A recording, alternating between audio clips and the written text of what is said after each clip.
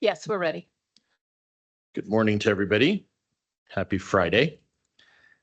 Today is February the 28th, last day of February. So nice way to end the month, right? I got a snicker at least. Thank you. Thank you for the courtesy laugh there, Mr. Rankin. I appreciate it. We are continuing our case that we've had all week. This is the consolidated cases by Goodnight Midstream and Empire, New Mexico. The case numbers are 24123, 23614 through 17, 23775, 24018 through 24020, and 24025. Just to make sure that all parties are present, I always start on the right side of the room. Mr. Rankin. Good morning, Mr. Chair. Good morning, Commissioners. Adam Rankin with Santa Fe Office of Holland Hart, appearing on behalf of Goodnight Midstream in these cases. Thank you, Ms. Hardy. Oh, you and you and my colleague. And you. You have been left out. I apologize. Sorry. Did you want to call out her name, Mr. Rankin, as well? Sorry. We had my colleague, Julia Brogy. Thank you. Excellent. Ms. Hardy, I'll have you say everybody that's in your party. Yes, thank you. Dana Hardy, Ernie Padilla, Sharon Shaheen, and Corey Waymeyer on behalf of Empire. Excellent. Thank you. Appreciate it. Mr. Moander. Chris Moander, appearing on behalf of New Mexico Oil Conservation Division. Excellent. Mr. Beck. Matt Beck on behalf of Rice Operating Company and Permian Line Service, LLC. Excellent. And Mr. Suazo. Good morning, Commissioners. Miguel Suazo, appearing on behalf of Pilot Water. Excellent. Thank you. And Court Reporter, is it Madam Court Reporter or Mr. Court Reporter today? Madam Court Reporter, and we're on the record. Excellent. Thank you, Madam Court Reporter.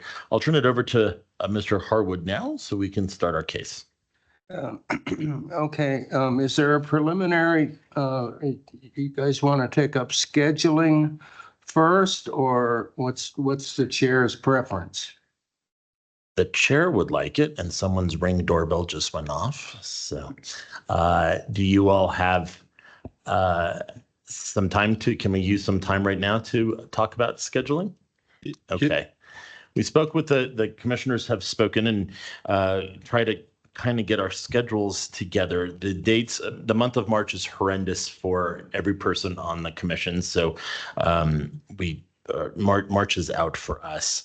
The soonest we could reconvene would be April the 7th through the 11th. Then we have April the 21st through the 25th. And then we also have May the 19th through the 23rd. Now we could, if you all agree to those dates as well, we can actually start solidifying this and sending it out. So I'll repeat it. April 7th through the 11th, May the 21st through the 25th. I'm having a hard time today. I apologize. Let's start this over.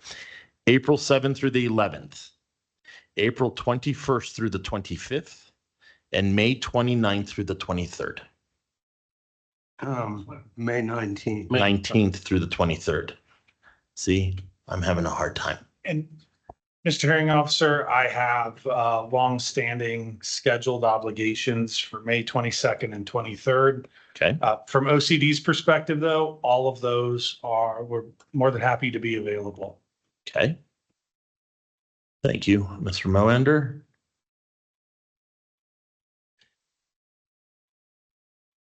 Otherwise, okay. So as far as dates go, it looks like I think the strong preference would be April 7th to the 11th for Goodnight. Okay. I mean, the way this week has gone, it's going to be more than 1 week. I think we need to pick 2 sets of dates. Okay. Yeah, I think then, we'll probably, the next set a week, what's that? Yeah, April would work. Our preference would be to get it done in April. So the 2 sets of dates in April? Yeah. Okay. Ms. Hardy. For the part of Empire, I believe April 7th through 11th and April 21st through the 25th would be greatly preferred. Okay. We'll solidify those dates in, and then we could revisit. Keep the 19th through the 23rd of May open in your schedules as well, because again, with all due respect, the way this week has gone, I see it going that far as well. So we'll block it off on our calendars as the commission, and then they will be set. So Sheila, let me repeat them. They are April 7th through the 11th, April 21st through the 25th, and then if need be, May 19th through the 23rd. Mr. Chairman, Yes, not to monkey wrench anything, but Pilot and Rice, do they need? I apologize. Yes, I'm so sorry. My apologies. I would have spoken up if any of those presented a problem. Okay, Okay. That's fine. thank you, Mr. Beck. Mr. Swaza. Likewise, those dates right now definitely work for Pilot, so thank you for putting them out there. Okay, and my apologies for my oversight. The coffee has not titrated in yet. No So, problem, I understand. Thank you. Are we good with those, Sheila?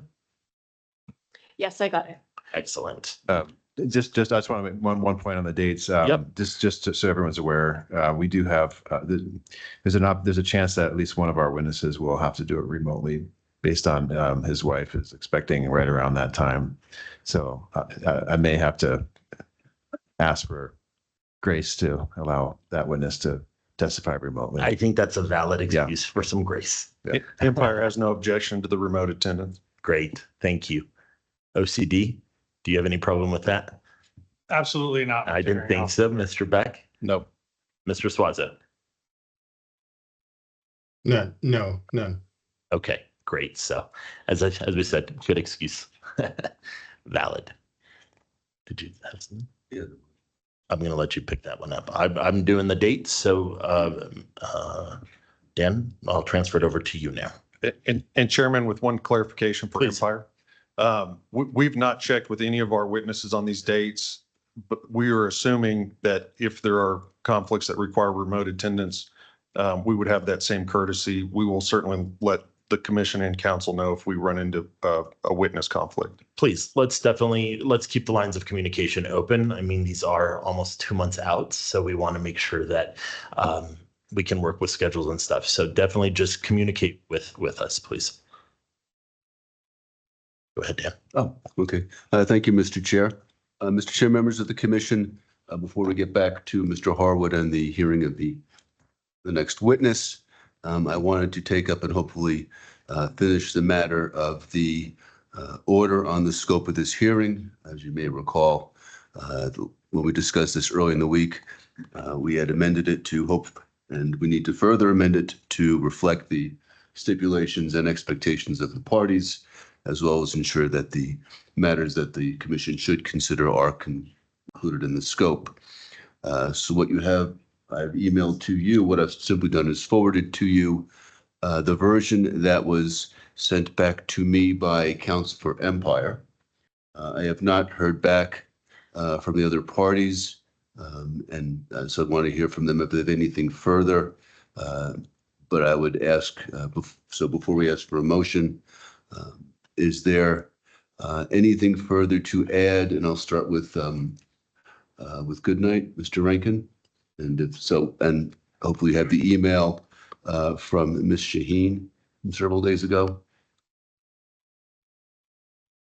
Maybe if you would start with another council, that will give me an opportunity to pull it up. I'm sorry, I just have been unable to give it a review since you circulated it. I apologize. Oh, no worries, sir. Yeah.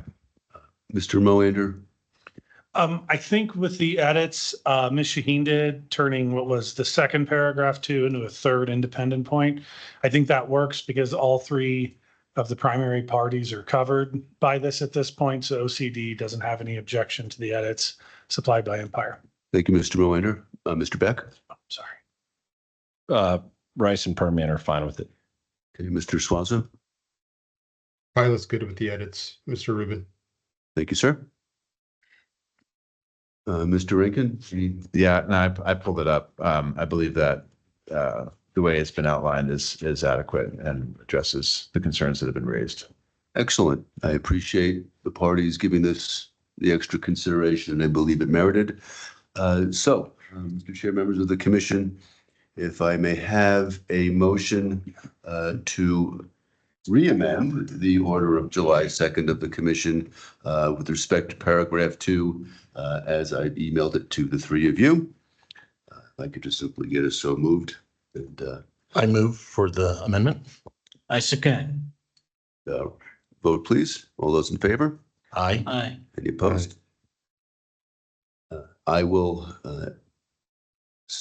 present a form of order to the chair to sign reflecting this decision so the record is clear. That's all I have. Appreciate the parties on this. I will turn it over to Mr. Harwood. Thank you. Thank you, Mr. Rubin. I see Mr. Melzer back on the stand, so I assume we're going with him and going to finish him and then bring back Dr. Buckwalter. Is that? It's actually the opposite. Yeah. Dr. Buckwalter is Oh, I'm on the sorry. stand. And then we'd like to call him first because he has a flight to catch. And then Mr. Melzer can return after Dr. Buckwalter. I'm sorry for confusing your face with. I know we look so much alike. All witnesses look alike after a while, so my apologies. No. All right, well, I'm not sure where we are with Dr. Buckwalter. Refresh my recollection, somebody. I believe it was time for cross. It's cross-examination, right, Mr. Ray? All right. Thank you, Mr. Hearing Officer. Yeah, I just, I'm shifting my files around, getting ready for Dr. Buckwalter. So I think I'm ready to begin. All right, please proceed. Dr. Buckwalter, I'll just remind you, you're under oath. Yes. Good morning, Dr. Buckwalter. I'm sorry to have delayed your examination for today. That's okay, Adam. Yeah. So just I want to just kind of touch a little bit on your background real quick before we get into the details of your opinion and your model. But you've got a bachelor's degree, master's degree, and PhD all in chemical engineering, but in every case it was with an emphasis in simulation, model simulation, correct? Yes, that's correct. And since you graduated with your master's degree, you have been doing reservoir simulation.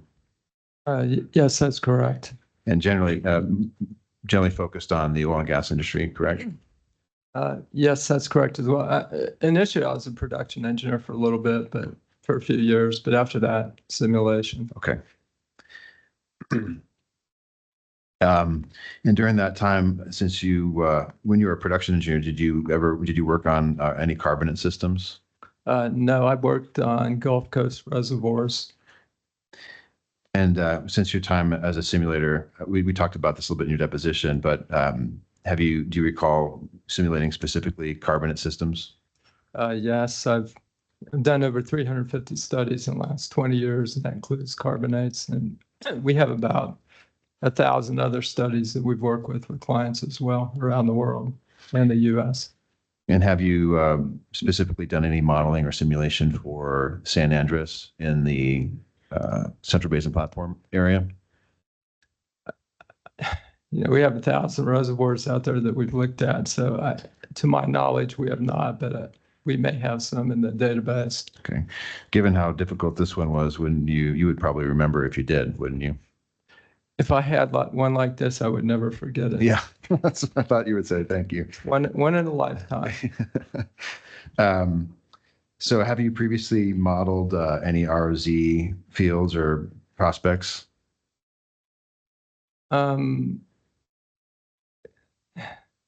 There's two ways I can answer that. The way that we're talking about ROZ here, no, but ROZ can actually be two different things. Every reservoir that's an oil reservoir has an ROZ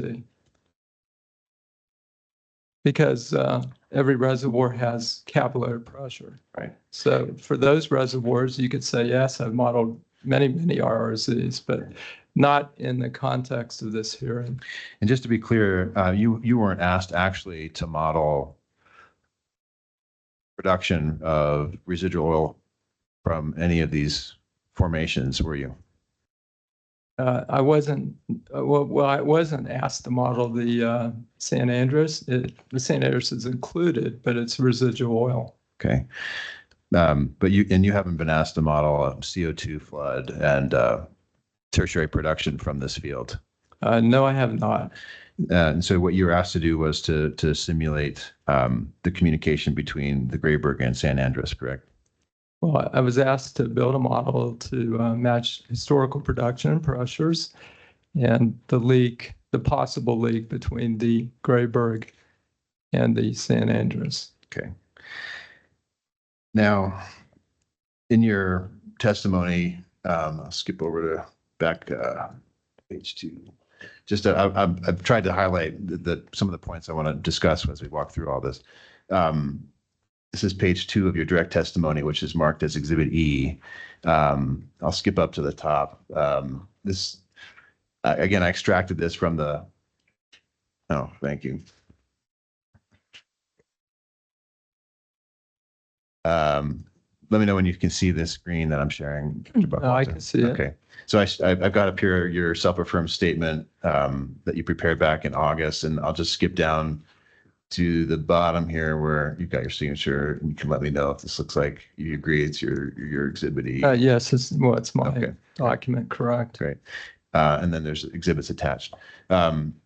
So in this document here, the first statement I want to just talk to you about that I've got highlighted here under heading H, you describe that it's a reservoir simulation for an area that encompasses both or all three of the units here, the Eunice Monument South unit, the Eunice Monument South B unit, and then the Arrowhead Grayburg unit, right?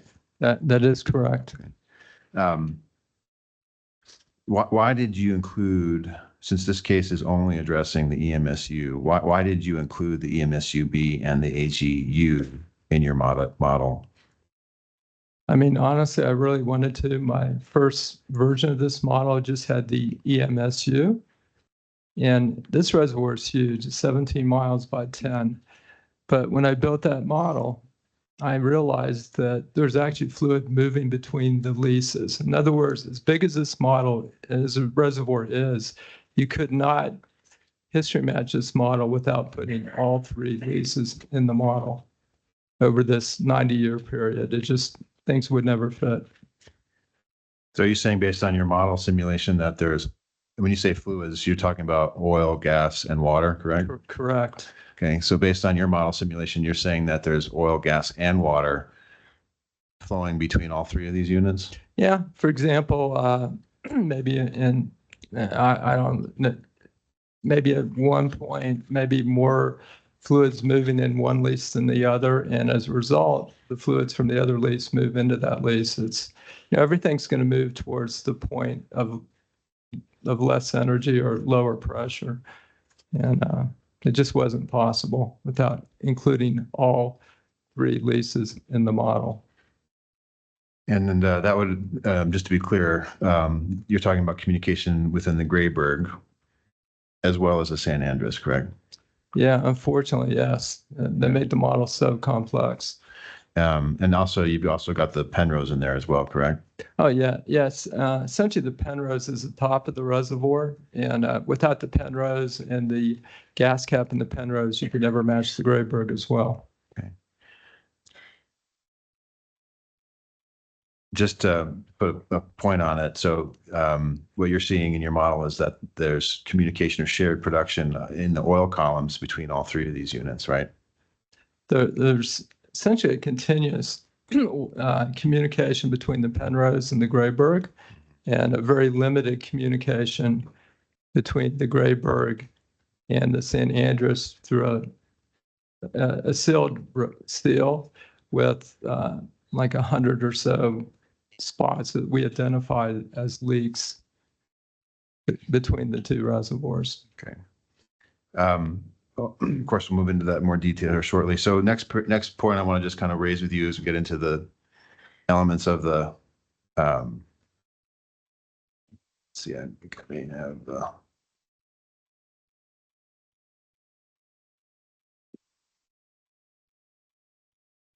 right.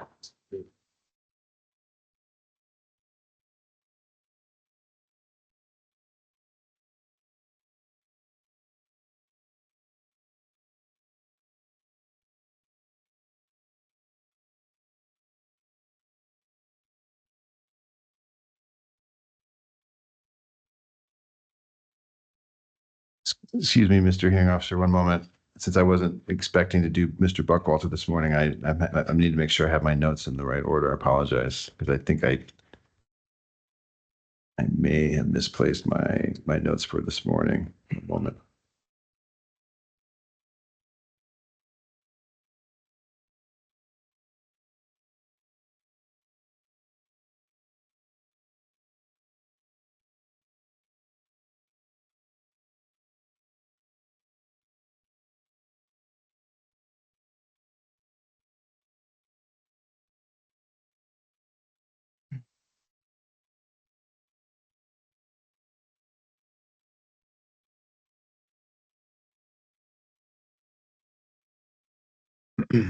So on this model here, before I move down to the next point, I'm going to stick with the heading here under subpart H.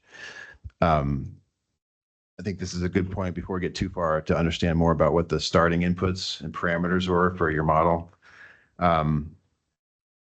If you would just kind of give me a high level overview of the key, the key inputs and parameters that sort of drive your model. There's a lot of things in the model. Let me kind of get my thoughts together. Well, I mean, we essentially we started with data I was given and ranges of data for things like net to gross and contact. So we put the initial data in and we adjusted the relative perm curves in the Grayberg/Penrose in order to establish a match of the production. And then when we could not match that production without adding the San Andreas, we added San Andreas and we adjusted the size of the aquifer and the properties in both the aquifer and the San Andreas to eventually come up with an aquifer that was sized appropriately to match the historical pressure changes in the San Andreas and the water shortcomings from 1938 to present in the Penrose/Grayberg.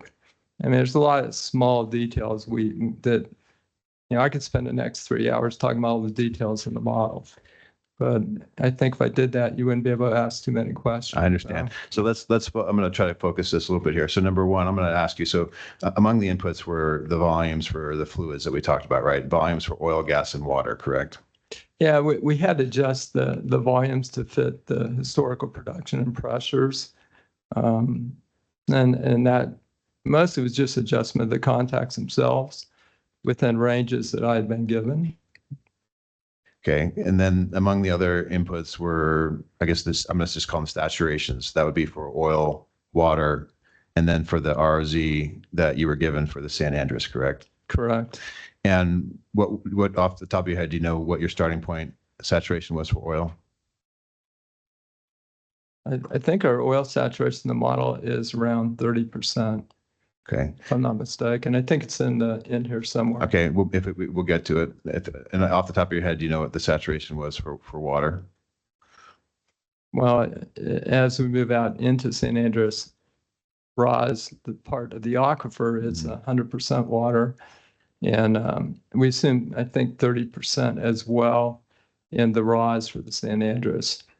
And you had a connate value for water and the Grayberg? I think it's 30%, if I'm not mistaken. Okay, we'll get to it. I think it's in one of the slides. Yeah, it's in the slides. Okay. But now you mentioned contacts, and just to explain for the commission, when you say contacts, will you let everybody know what you mean by the contacts within the field? Okay. Well, we have to have a gas oil contact and a water oil contact, and I was given ranges to adjust those two parameters, and I adjusted those two parameters along with things like porosity until I came up with something that fit all the data. Okay. And it's like Grayberg/Penrose. I think we'll get to it here shortly, but you used a starting point for your oil water contact at minus 366 feet subsea, correct? I don't know. I'd have to look it up. Okay. In the model, I have it all corrected to depth. It's not. It's subsea corrected, so it's a different number. It's in here. Yeah. And you also had, and then you had a contact for the residual oil zone, a separate oil water contact for the San Andreas residual oil zone, correct?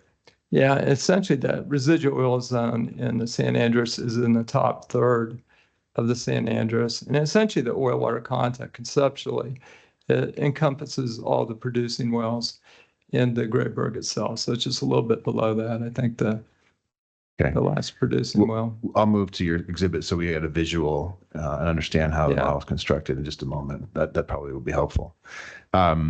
Another input, substantial input here is the geology, right? Yeah, the geology, I trust the geologists to give me the right geology. So.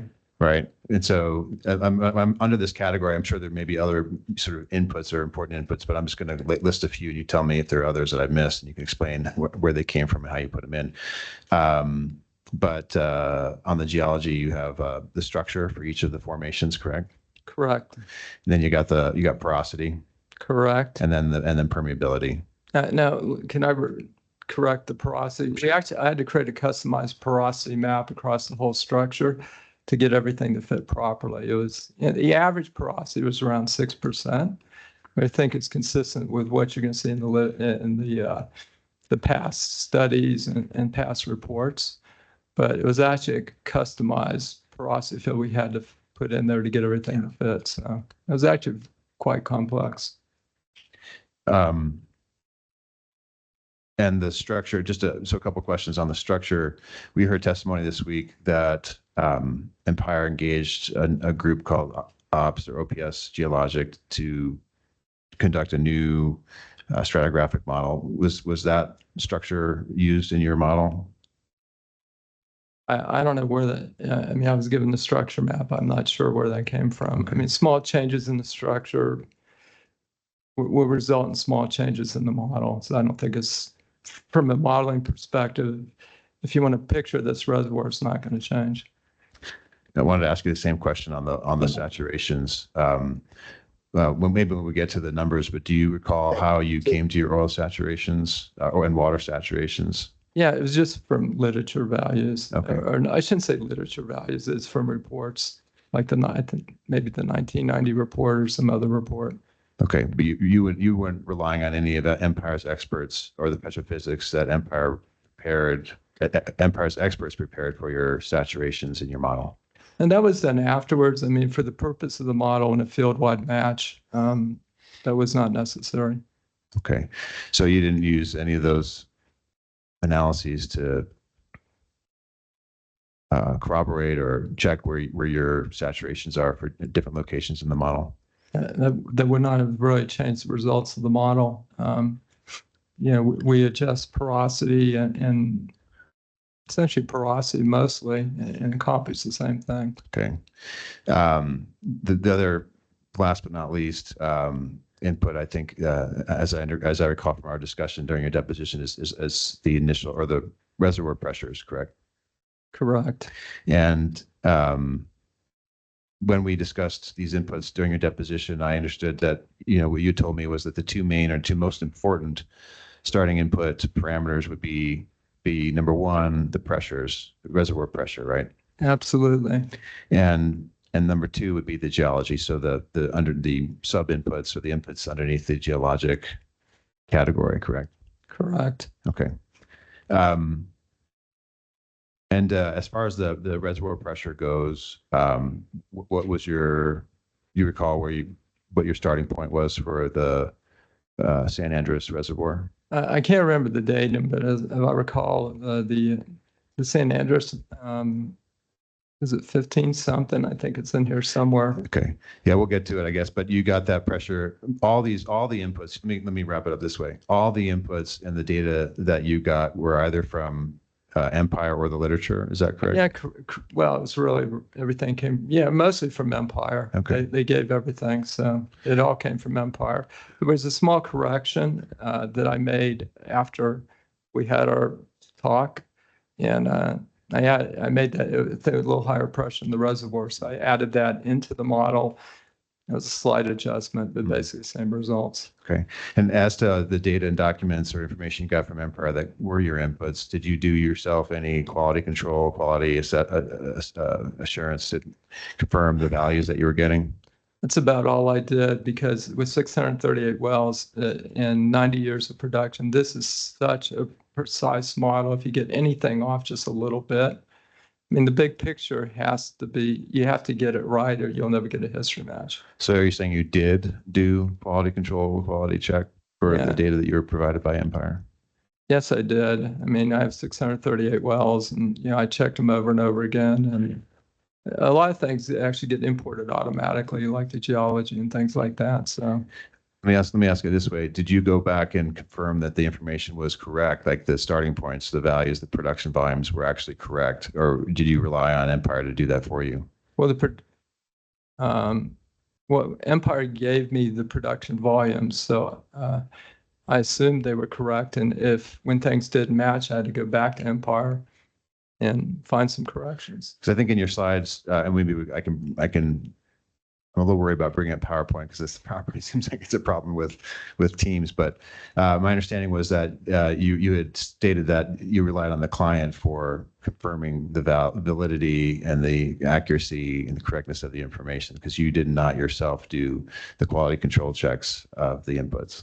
No, that's really, when I do a study, I rely on the client to give me good data, and I use that data. Okay.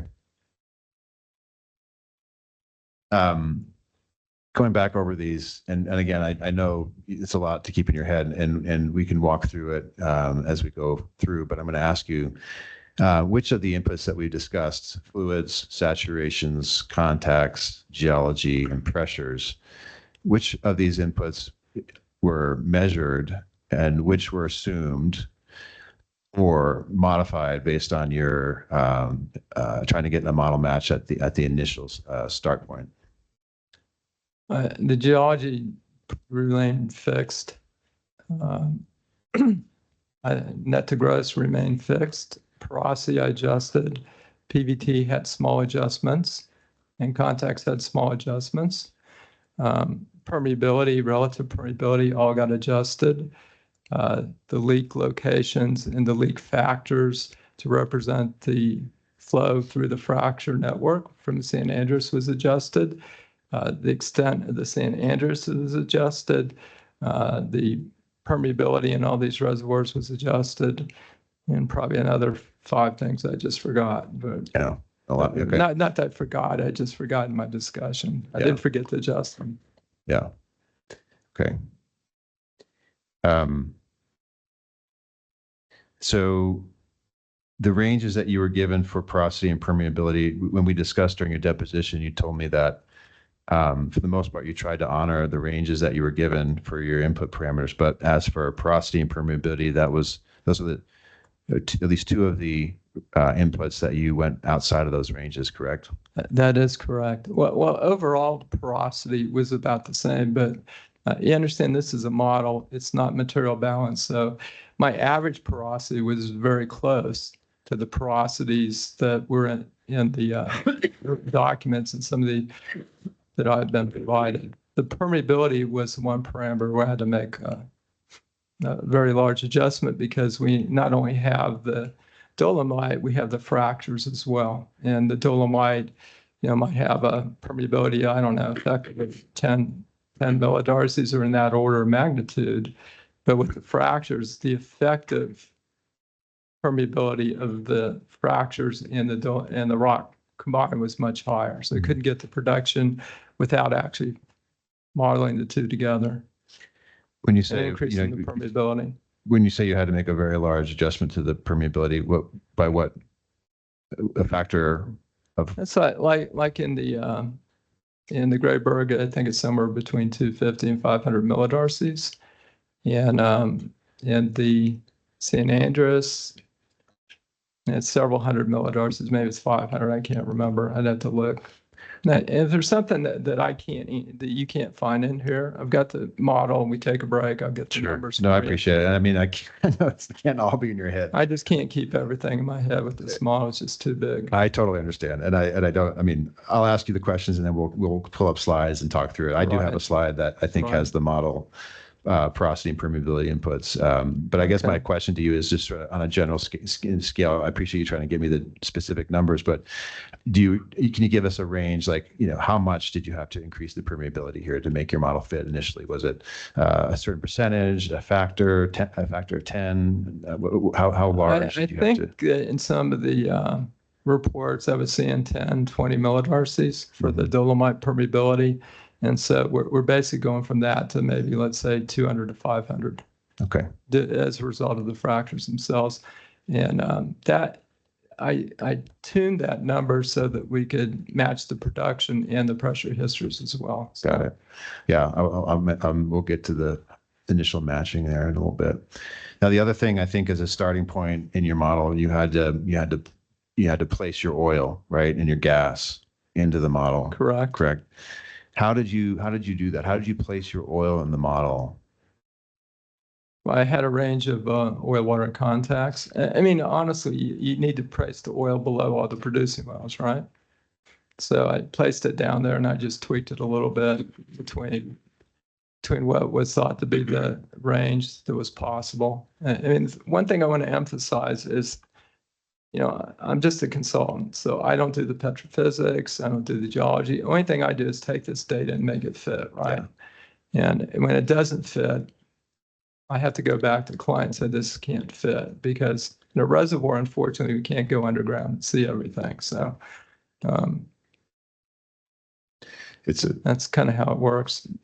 Understood. I'm just trying to understand. So like now, in terms of placement of the hydrocarbons, because we have now 3 units, how did you allocate the production between the units? And is there oil that you placed, in the area between the units where there's no unit? Yeah, there's one constant contact for oil water contact across all 3 units, one constant gas oil contact, and then, as I said, I adjusted the porosity a little bit to get things to fit better in one area than the other. Okay. Again, I think you have a 3D image of the model, and that may help, right? Talk to that issue. Okay. I could bring it up here. We could. I'll get watch there. It go through I'll get time there. if you want to. I'll get there. Appreciate it. So in terms of the oil in place values, now we talked about sort of at a high level, how did you come up with your oil in place values for actually what the volume of oil in place was that you allocated or placed into the model? Well, I started with the wrong oil in place, the wrong gas cap in place. And what we do is we run the model and we see if we fit the production pressures, and we don't. Then, I adjust those contacts up and down until things fit, along with the porosity and the leak between the 2. And was the oil in place with those values initially given to you by Empire? They gave me some ranges. I think it was up to about 1 billion barrels. I ended up with a little shy of 900 million barrels for the oil in place. The oil in place actually went down in the history match model. Okay. When you say you got the wrong oil in place to start, what do you mean by that? What did you start with? I didn't get the wrong oil in place. I just got the oil in place that was, I think, estimated from past studies. And I was just, pulled that number and saw it. And then I adjusted it to fit the historical data. One thing you said just a moment ago that I wanted to ask you about, you said this is a model, it's not material balance. What do you mean? How do you distinguish between a model and material balance? Man, if it was material balance, this would be so easy. Material balance, but if you have a box and you have whatever fluid you want in it, and you take some fluid out of it, and you see how much the pressure changed in the box versus where you started, you can determine how much was in the box originally without looking in the box and even know how big the box is. So in a perfect world, if everything changes throughout the reservoir at the same time, then you have what's called material balance, where you can take fluid out, you can see how the pressure changes, you can exactly determine how much oil, water, and gas we have in this box. The problem with reservoirs is that you're in a rock, As you produce this reservoir at any point in time, you're going to have different pressures in different parts of the reservoir. So in order to capture that material balance, it's not just one pressure that you need to capture. You need to capture the pressures throughout this reservoir in order to be able to understand what the original oil, water, gas in place is. And I like to say that if you take these reservoirs and say, today, this was 1938, and you drilled 3 wells, and you produce them for a year. I mean, this reservoir is 17 miles by 10 miles. I can't determine what the average reservoir pressure change is because we've only drained a small area around these wells. So it takes a lot of production, a lot of wells, and a lot of history in order to determine what essentially is the average. And we really never determine the average pressure. We look at the pressures at the individual wells. So when I was, like looking at the current pressures, we got several hundred pounds difference even today in the different well locations of what the pressures are. And so you're basically trying to get something that fits all those different pressures. And with that, with 90 years of production, you can actually, with high accuracy, determine what the original volumes of oil, water, gas are throughout these 2 reservoirs and what the leak contribution was between the reservoirs. Okay, so how between the 2 tools, a model simulation and material balance, why is a model simulation appropriate here? Because the reservoir's 17 miles by 10 miles, okay. And if you can't integrate all those, you have different pressures in different areas, okay. And it's just literally impossible to come up with what the average pressure is to determine what these volumes are. So I think I hear you saying that the system is too big to really do a full material right. balance. Okay. Essentially, it's like a dynamic system. And if you don't integrate those dynamics, you can't figure out what the answers are. In addition to the fact that you got oil, water, gas in different areas and things moving around as well. Because it's not just a material balance. You want to run this model forward. And so from 1938 to today, we need to understand where those fluids were in 1938. We need to understand where they are today.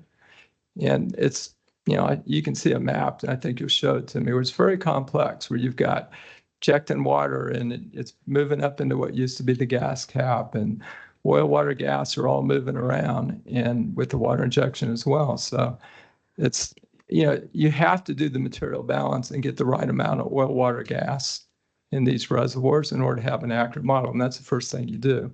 And with 90 years of production, whether I do this model or another reservoir engineer does that model, we're all coming up with the same answers, because with the amount of data we have, we can determine what those average, essentially what those pressures are, different wells around the field at different times, and integrate that in with the production. We know what the volumes are. Just like in that box, except this box is a lot more complicated. It's a bunch of boxes, all with different sizes, essentially. Okay. So, yeah, it's kind of what we do. So on the pressures, I asked you, you had a starting point for your reservoir pressure, right? Correct. A single starting point, a single pressure point that you used to initiate your model, correct? Correct. And that has to be correct, okay, or your whole model's wrong. Okay. The starting point has to be right. So now I heard you talking a little bit about how you had different pressures at different wells at different times.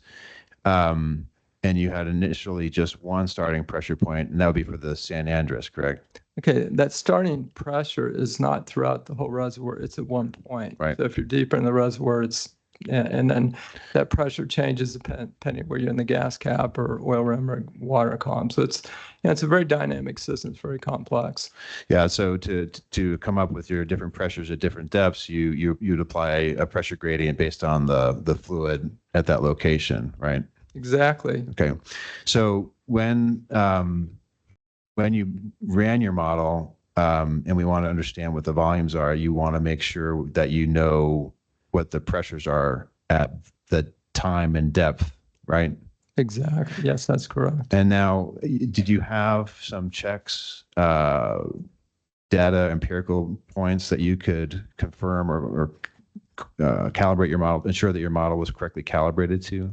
Yeah, essentially the 2 big checks are what is the pressure of the model at the end of primary production. We picked the well for that. And then we want to look at what the current pressures are in both the San Andreas and the Great Brook at those 2 times. So those, for me, those were basically the 2 checkpoints. So the initial, just to be clear, we'll come to this in more detail, but as you understand, the initial starting pressure point you received from Empire was at the time of field discovery. Well, yes. If you don't do it for field discovery, you don't have a good model here. So Okay. you have to go to 1938. Because everything moves around. If you start sometime later, everything's already moved, and you don't know where anything is really. Yeah, got it. And then the other point that you're using is at the end of primary production. Correct. And those would be, and that end of primary production data point was for the San Andreas? It was both the San Andreas and the Grayburg. So Okay. we knew what the pressures were, and we had a well that we chose to look at that pressure. Actually, I think what we did at the end of primary is we had maybe a 200-300 pound pressure difference across different parts of the Grayburg.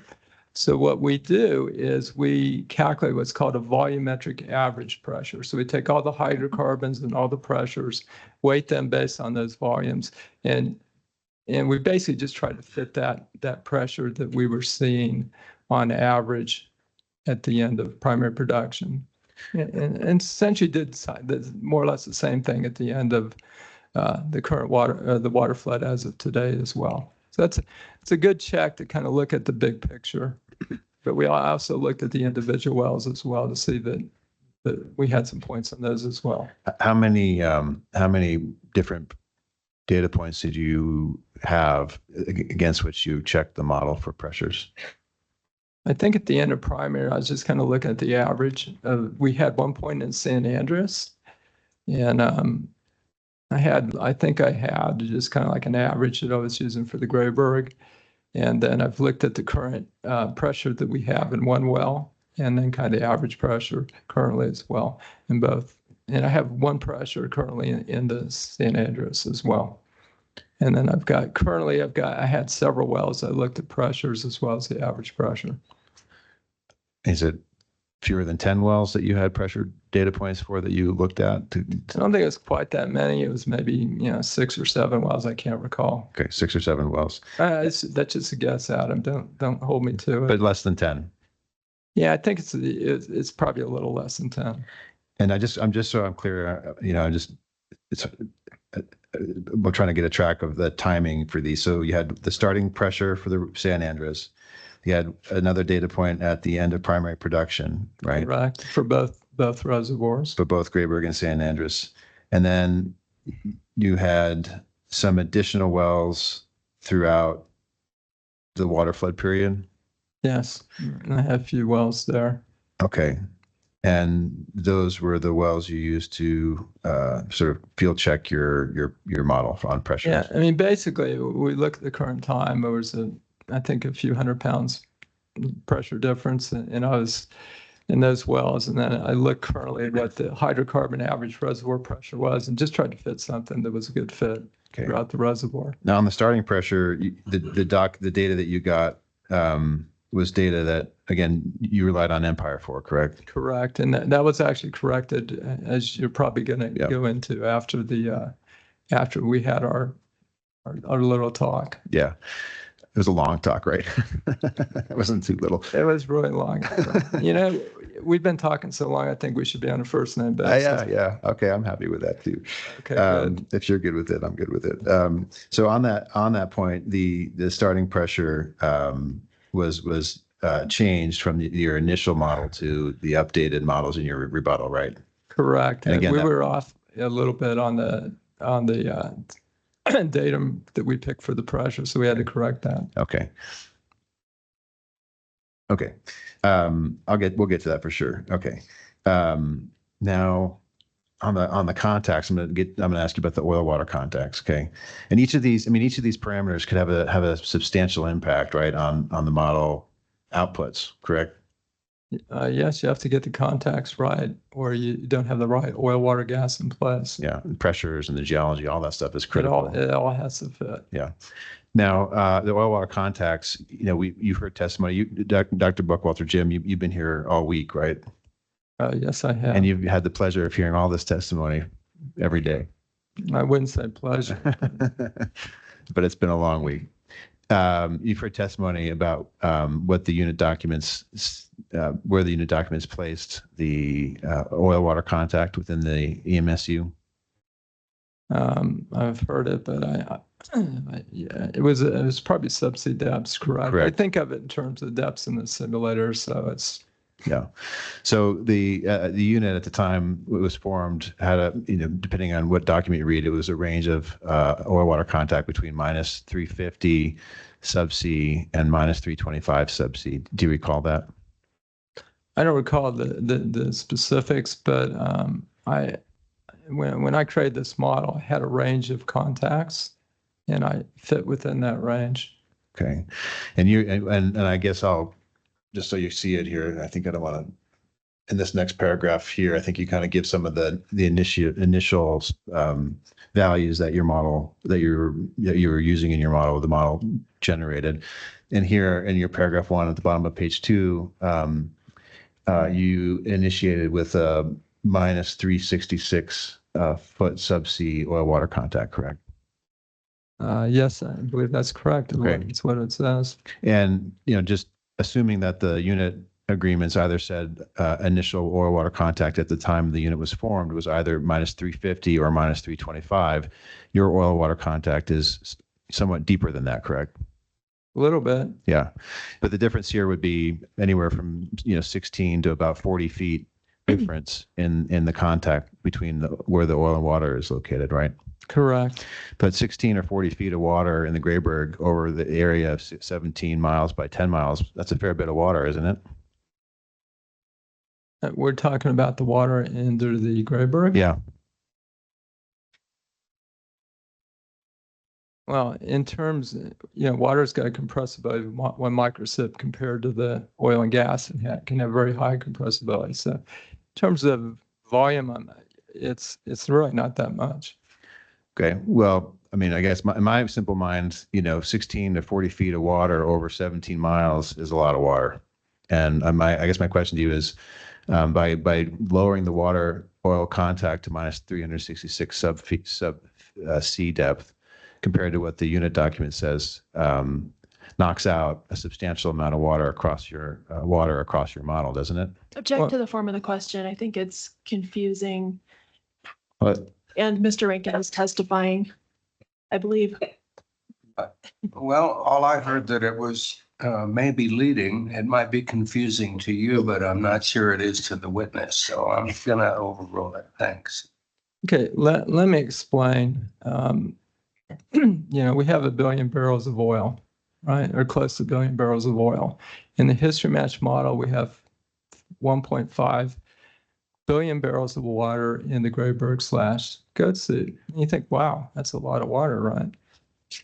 But if you think about it, water is pretty incompressible. Like if this thing was full and I wanted to squeeze it to half the volume, I couldn't do it. By comparison, the match aquifer we have in the San Andreas is 158 billion barrels. And that fits this historical pressure change in the San Andreas from 1938 to today. It fits the pressure. So, when you say it's a lot of water, it sounds like a lot of water, but in terms of energy and the impact on the simulation, it's almost negligible. I mean, it's a little bit, I won't say that, there's a little influx, but 99% of this aquifer energy over this history has come from the San Andreas. But I guess my question about that, though, Dr. Buckwalter, is when you initiated your model, as I heard you say in your summary, you found that the Grayburg didn't have enough water, so you had to go look for it in the San Andreas, correct? It couldn't come from the Grayburg, so yes, I had to look for it in the San Andreas. Okay. And one of the reasons it couldn't come from the Grayburg was because you said there wasn't enough water in the Grayburg, correct? Yeah, there's, it's coming up from the bottom, and it has to come from the San Andreas. There's no place else for it to come from. Okay.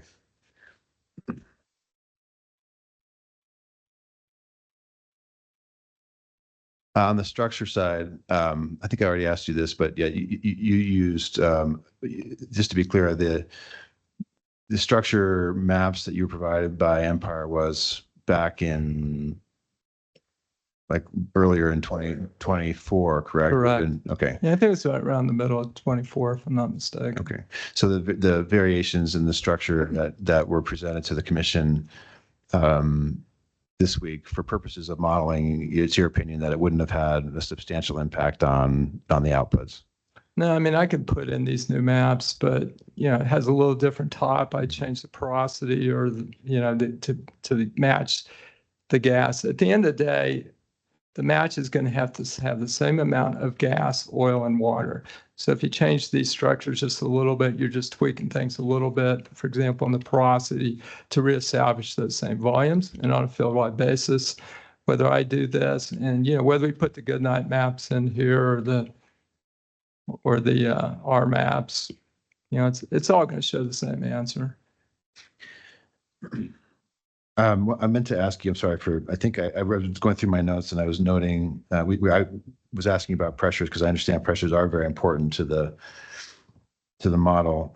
And the points we talked about that you used to calibrate or confirm were the starting point, which was just 1 point, right? And you understand that was in the San Andres or the Grayburg, the starting point?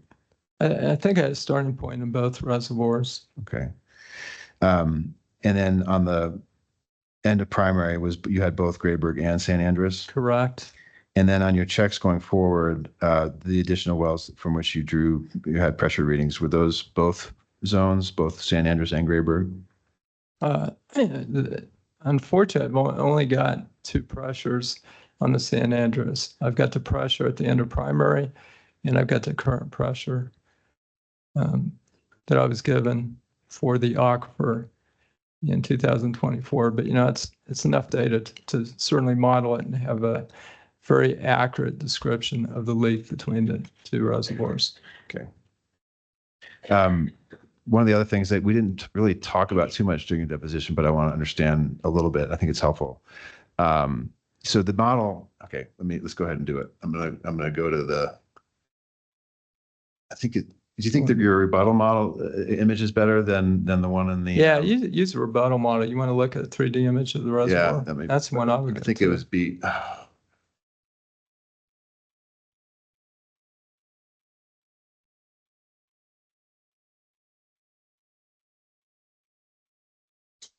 And these models are so complex. I mean, just go beyond what you could ever do with simple hand calculations, or just they're never intuitive either.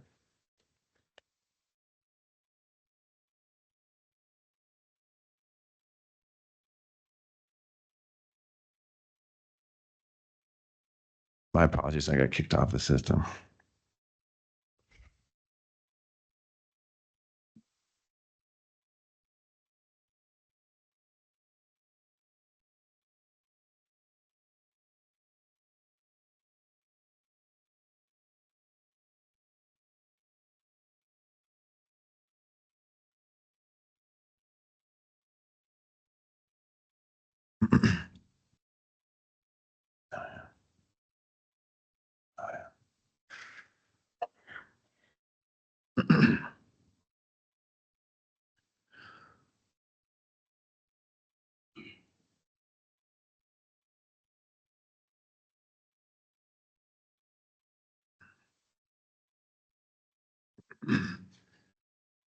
One thing I forgot to nail down with you, Dr. Buckwalter, before I move on, just to confirm, we had 2 different oil water contacts. One was at -366, which is the main pay oil water contact in the Grayburg. Correct. And the other is this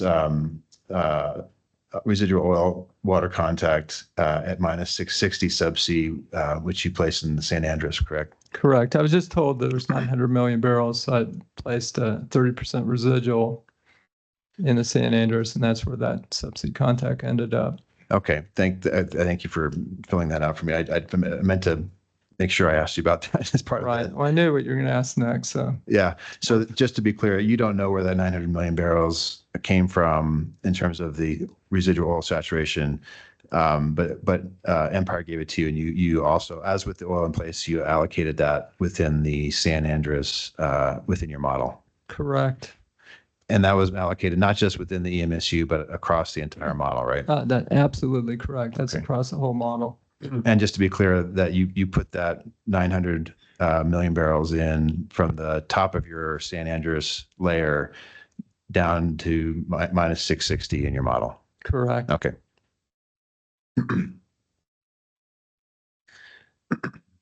Apologize for the losing connection and having to pick up where we were. Okay, so on the rebuttal, I think it's M1 probably, right?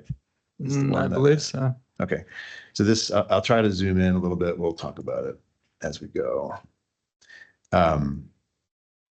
So on the right is a 3D image of your model, right? That is correct. Okay. And at the bottom here, I'm going to work my way up. At the bottom is the San Andreas aquifer, correct? This is just part of the San Andreas aquifer. I've actually cut it off. This is just a part that's under the model. It actually extends to the west. Make it quiet. Lower the volume. Where's the volume? Just remember, if you're on the platform, please mute yourselves. We can hear you. Should I continue? Please. Sorry, Okay. Doctor. If you look on the left side of the picture here, that aquifer actually extends out about 30-something miles. And that's 158 billion barrels. It's a big, big aquifer. It's anywhere from, I don't know, 1,100 to maybe 1,700 feet thick. Right. And so in your model, you chose to build the San Andreas aquifer going out 36 miles to the west, right? Correct. But you didn't choose to build it going north, east, south, but just to the west. Yeah, I built it to the west, but it's, you build it one direction or another, it's still an aquifer. So, and I think if you build it to the west, there weren't as many saltwater disposal wells and things in the way. So I thought it was a better direction to build the aquifer. Okay. And to make that decision, you didn't review any geologic information or hydrology or reports or anything like that to ascertain, where the San Andreas actually is or where it actually goes? No, I mean, what's important for the aquifer is to understand its behavior underneath the Grayberg. And so you can build this, I actually could have built this aquifer in a number of different ways, but it would still give you a very similar result. I mean, aquifers water is an incompressible fluid.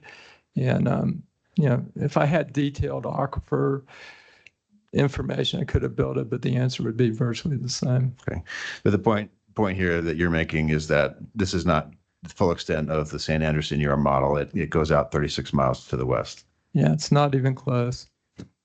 Then the next layer up here, it's a little bit hard to discern. Maybe I'll zoom in just a little bit so we can see it. But there's another little layer of blue, or not little, but there's another layer of blue sitting right on top of the aquifer here, and it has the outline of this different outline. Exactly. And that's the San Andreas ROZ interval. No, that would be the Grayberg Roz interval. But I didn't have any information on the Grayberg Roz, so I just put a constant. Essentially, have a oil water contact that fits the historical data. Okay. But there would be a Roz there. Okay. You had a different contact between the Grayberg oil column and this Roz in the Grayberg, or is this the minus 366? No, it's just a hard contact. Below that, you'll have, due to capillary pressure, you would have you'll have a zone where the essentially Roz has got two components. You can have oil trapped at a residual saturation, or you could be in a transition zone with capillary pressure. But I didn't have that information. So essentially, the Roz itself is inside the Grayberg. Okay. Does that make sense?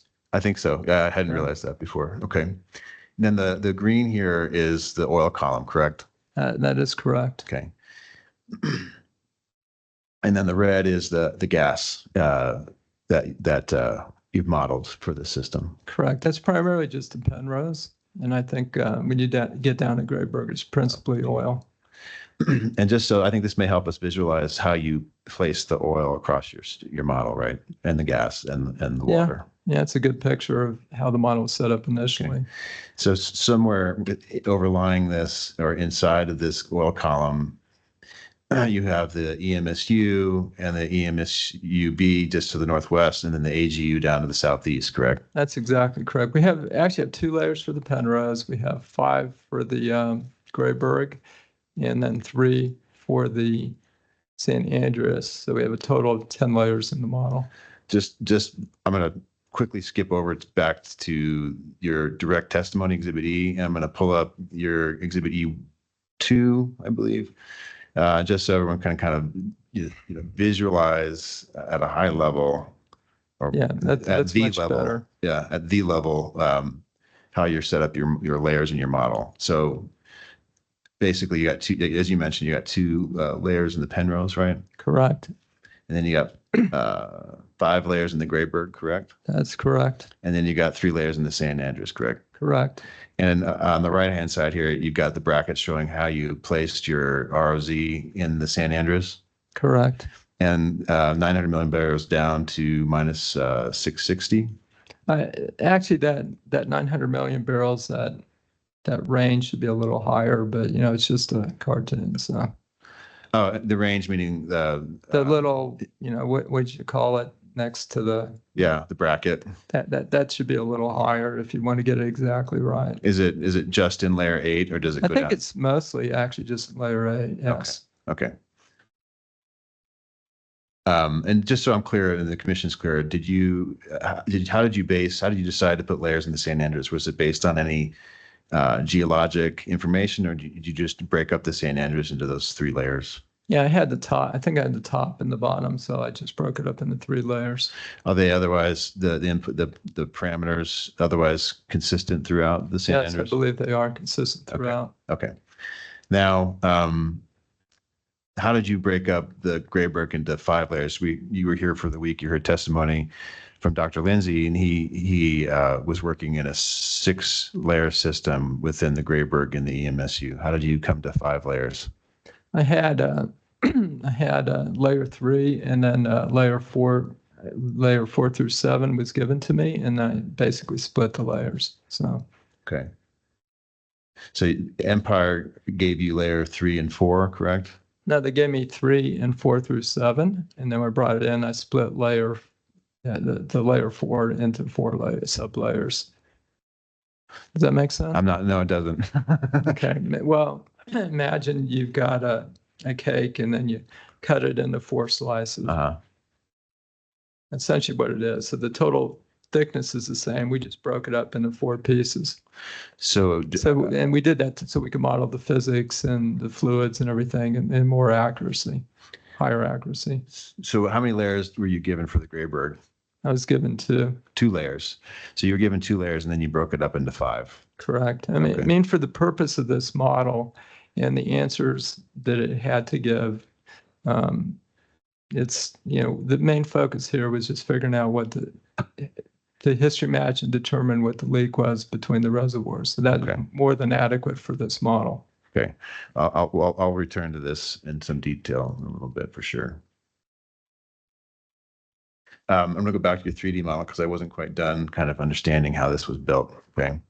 Now, obviously, in reality, in the real world that we live in and walk through, the world just doesn't stop at the edge of whatever the edge is, right? Something happens after that edge.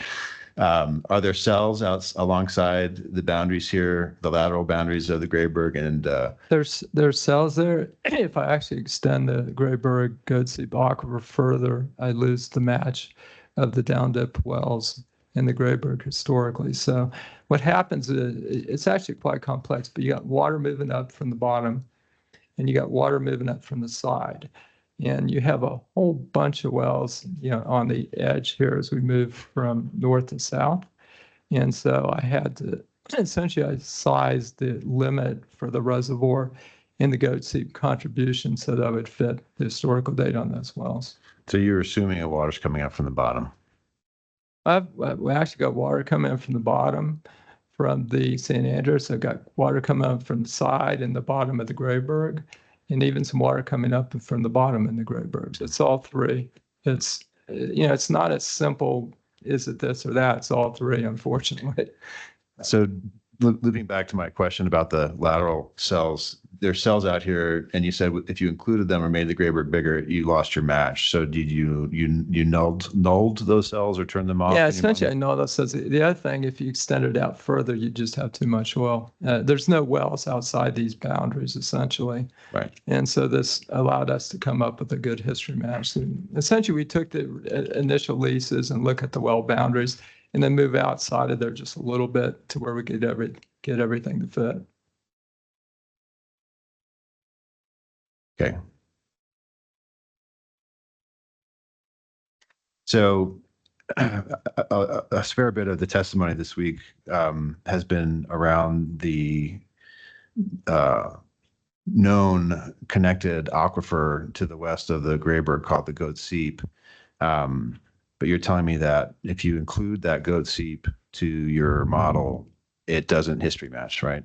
Well, the goat seep's in there. I mean, basically, the aquifer I have attached in the Grayburg / Penrose is an aquifer that helped me match historically what was going on in the deeper wells in the Grayburg. So, I mean, I don't know where the Grayburg ends and the goat seep starts, and how much into the contributions from the two, but that aquifer was put in there in size so I could get everything to fit, essentially. Yeah, I mean, I'll just give you credit. I mean, you weren't told during your initial direct testimony. We learned during your deposition that you weren't aware that the Goat Seep was connected to the Grayburg to the west, right?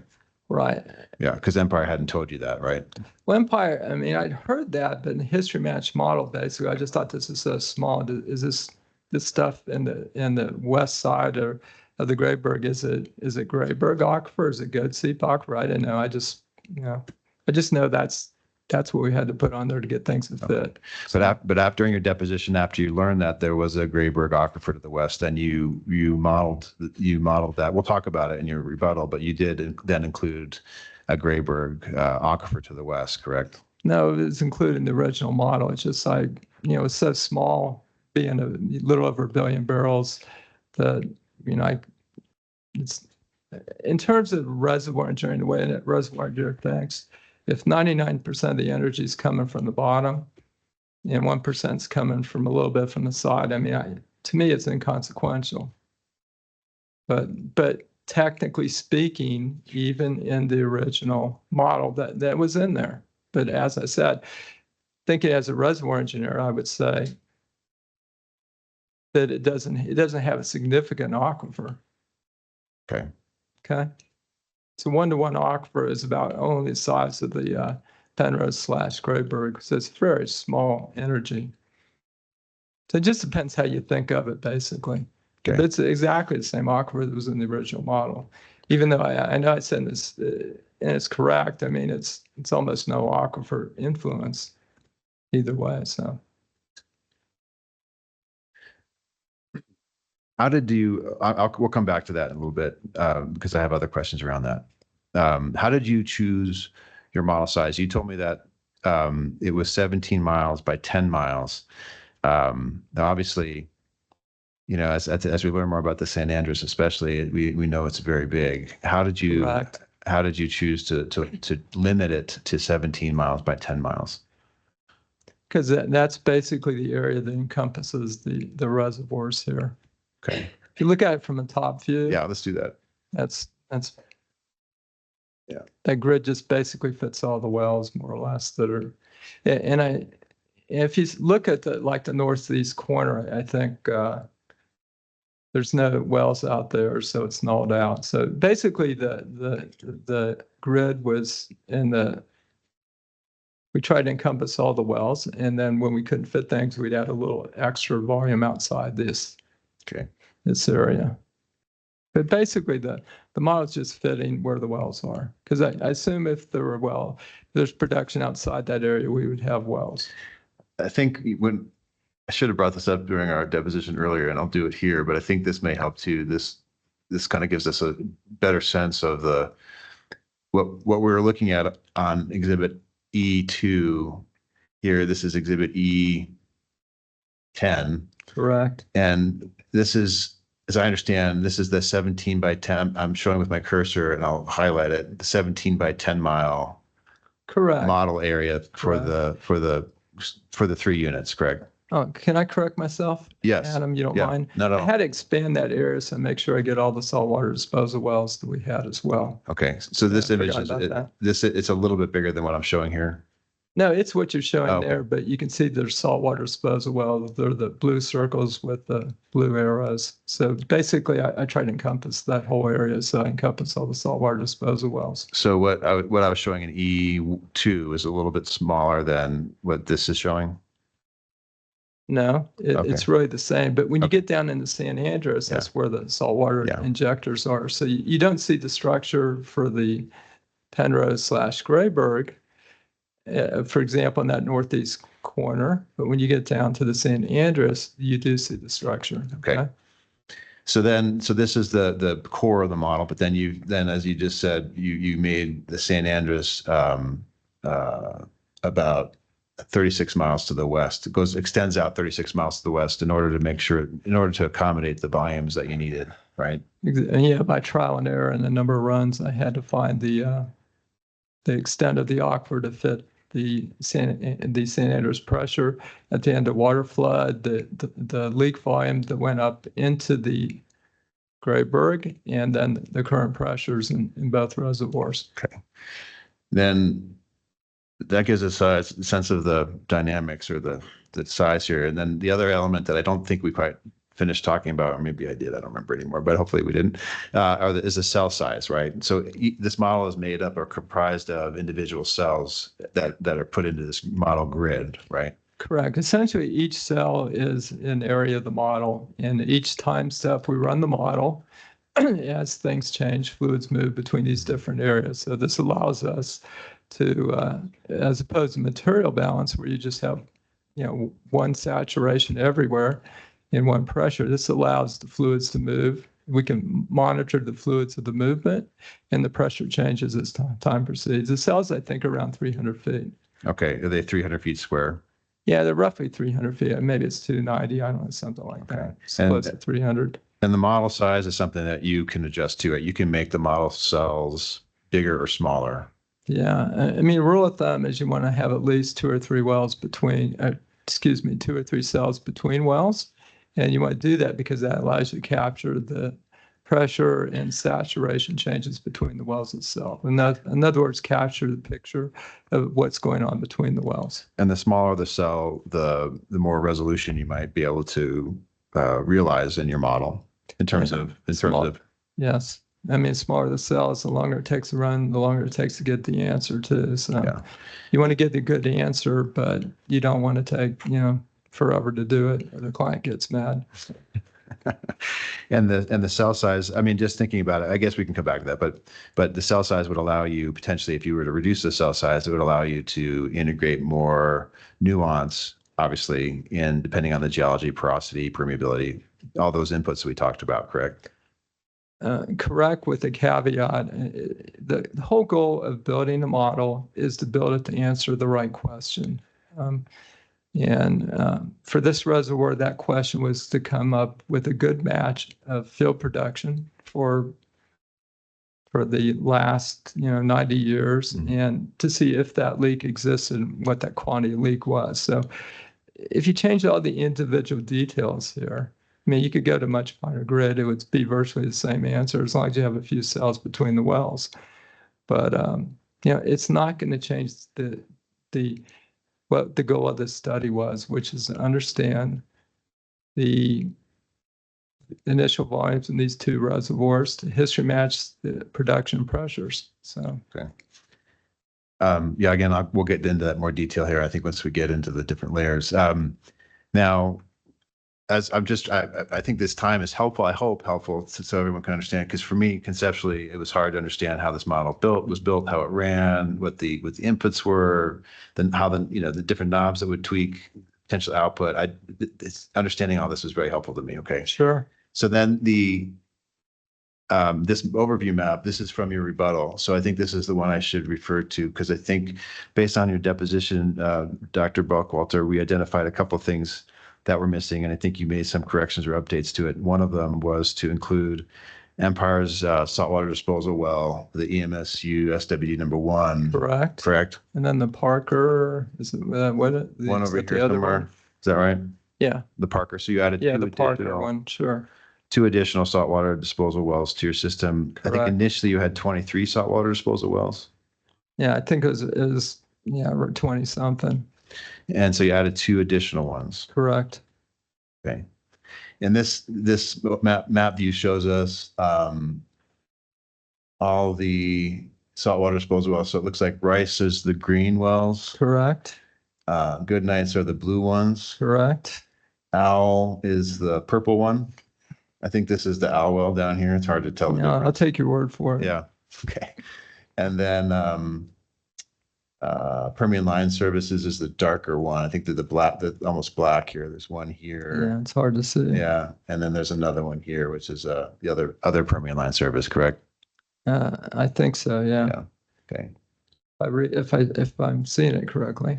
And then also included here are the wells that Goodnight Midstream is asking for approval for the pending applications, which are in red, correct? Correct. And you put 2 other ones in here that are pending, but they're outside the unit and they're not part of this case, as you Okay. understand, correct? Okay. Yeah. Yeah, I guess so. Okay. And then also on this map, you've also shown us, I think, these blue dots, these smaller blue dots that are scattered across the EMSU and the AGU, correct?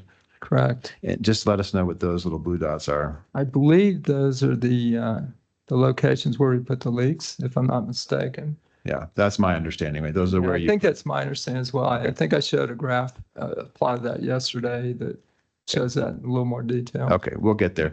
But I think this was helpful to get this all set up. Okay, so now we have a foundation from which to discuss some of these issues.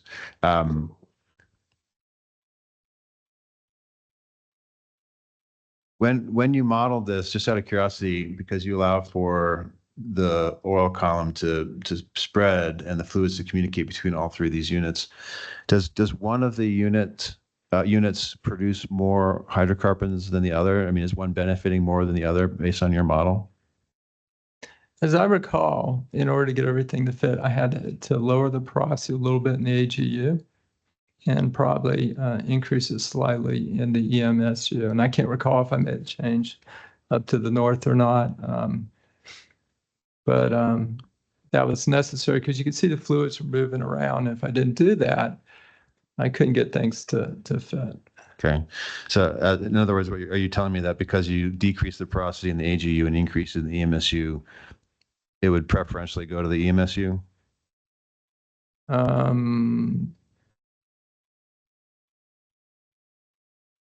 Depends on the time, I guess. I'd have to look at the timing of it. But if I took the AGU production, it looked like the pressures were a little high.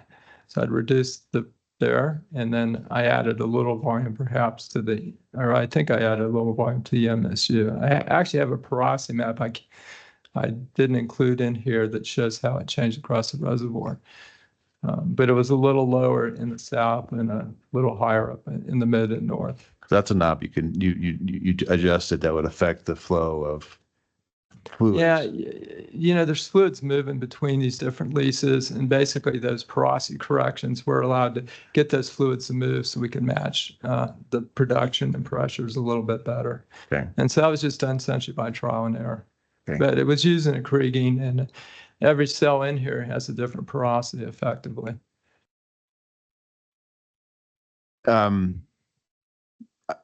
I think, let's see, we're at 10:30. Mr. Hearing Officer, I'm going to switch over to a PowerPoint that was provided to us by Ms. Hardy yesterday. I'm a little scared trying to make that happen. Don't smoothly. be scared, Adam. It's okay. So I think it's a good time for a break. if that's okay with everybody, just to take a break so I can get that set up properly, and then we can move into the next line of questions. Makes perfect sense to me, Mr. Rankin. Thank you. What, 15 minutes, folks? Thank you. 10:25, so let's be back at 10:40.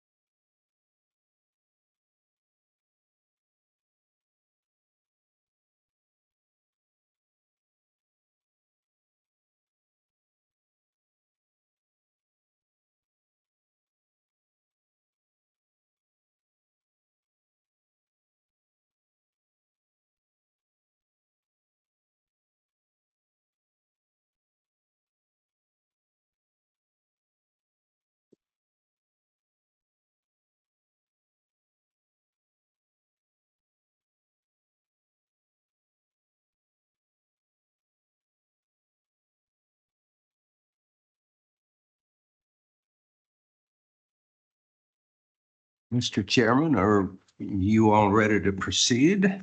I think we are. And Ms. Apodaca, are you ready back there? And Madam Court Reporter? Yes, we are back online. We're on the record. All right, Mr. Rankin. Thank you, Mr. Hearing Officer. Dr. Buckwalter, I just want to shift over. I think some of the stuff I want to talk through would be best suited to talk through the presentation that you gave in summary yesterday. I'm going to address some of the slides that are your exhibits, and then a couple of slides that were presented yesterday, and then move back to your testimony. But this is the document that was provided to us yesterday. It's the presentation that you gave summarizing your testimony. The first slide I wanted to talk to you about, and I've highlighted a couple of points, just want to ask, just to confirm. Yes.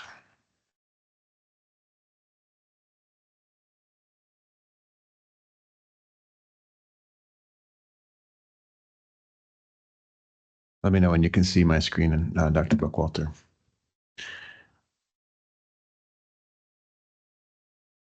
Can you see? Yes. Okay. So we talked about this briefly earlier. Just my understanding from what you told us is that, if the model fails, then you go back to the client to make sure you got correct data, and then reiterate the process to try to get the match, right? Correct. Okay. And then one of the questions I had on the third big bullet here was you used the phrase exact estimates. Because it's an estimate, how do you, you mean you're using precise numbers, but they're still estimates? I didn't word that correctly. I apologize. Yeah. Essentially, I'm matching the average pressures in 1986 and 2024. And I have almost a perfect match. I think I would say almost a perfect match of the production. Okay. So that's the process, and you establish, meaning like in terms of the model, you've established what the estimates are for that arrive at that match, right? Right. I mean, on a field-wide basis, you want to go through all the points, right? We got production, want to match the pressures, but beyond that, you also want to verify that you can, at least in a model this big, match groups of wells and say down dip wells, up dip wells, and so forth. Now that was one of the things that took me by a little bit of surprise, and maybe that I didn't appreciate this. But when you did your model, tell me what you mean by grouping wells. Are you treating them as uniformly as are you assigning wells into groups? And no. Go ahead. Go ahead. You Go ahead. You understand what I'm asking you, or what I'm going to ask is, how are you grouping wells, and just explain that to me, and explain whether that was the same, if you applied the same methodology in the rebuttal models as you did to the initial models. Yeah, let me explain that. Essentially, what I'm saying is when we look at the output, we've got 638 wells here. So as a first step, you want to match the field, oil, water, gas. And, like I say, you don't need the elephant in one bite. You probably don't need an elephant at all. But once you fit the field production and you fit the pressures, the next thing you want to do is look at a group of wells in a particular area. So for example, I might take all the wells, and we're looking at this in the output, to compare the output on a history match basis. So I might take all the wells in the AGU and add those all to the production for those wells all together, and look at the cumulative production for the group and compare that to the historical production for that group of wells. And so that's the next step in a model this big. You don't go from a field match that's trying to look at each individual well. You have to do it in steps. And for example, one of the things I did is I took all the wells that were down dip close to the original oil water contact in the Grayburg, where the edge water drive would be coming into the reservoir. And I put them as a group, and I compared their production, especially of water, to the historical production to see if it fit. And that's how I realized that the Grayburg had a small aquifer. And, it's a small aquifer. The reality is, you asked me earlier about does it matter if we've got 15 or 40 feet at the bottom of the Grayburg, I guess, in terms of the water? And it really doesn't matter because it just doesn't impact the results very much. But that's what I mean by that. Okay? So it's an output group to just look at groups of wells. And once you've established the groups of wells on a smaller model, then you would start to match the individual wells within the group. So it's a way to do things sequentially in a logical fashion to find a way to eventually get the ultimate solution, to get the final solution. How and you, so for example, you took one group, which is the down dip. Were there other groups that you looked at as part of that matching effort? Yeah, I kind of, I go around the field and look at different areas, maybe the wells higher on structure, higher in the reservoir, maybe the AGU as a whole, the EMSU as a whole, and the EMSU-B. And also looked at the down dip wells. So it was a way to just improve the match, at least in areas, and just improve it and marginally. I mean, this didn't change the overall results appreciably once we had the match, but it was the next step in the model. If you're going to try to create the perfect model, you never get there, but it is the next step in the model. Okay, that was, I mean, I think that was helpful for me. Now, the third step here is that I think you explained just now is that you go then to the try to match or look at the individual wells, right? Yeah, individual wells I looked at a little bit. Primarily, I was focused on the leak wells, and I think, as I said yesterday in my testimony, you can plot cumulative water oil ratio in 1986. You identify, here I essentially identified the top 100 wells that were responsible for the leak. And then I adjusted the vertical permeability. We have a seal between the Grayburg and the San Andreas.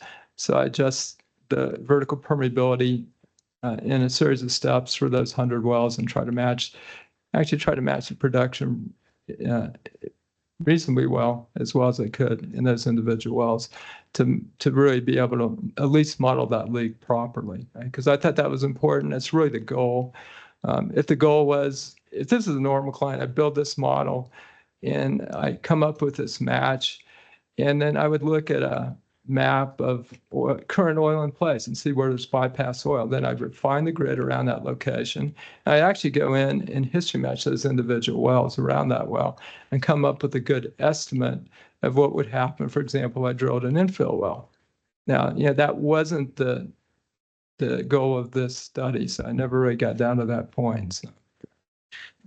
Just to be clear on this, you have three steps, but maybe a fourth step would then, once you made these adjustments based on the groups and the individual wells, would then to go back and make sure they aligned with your field match, right?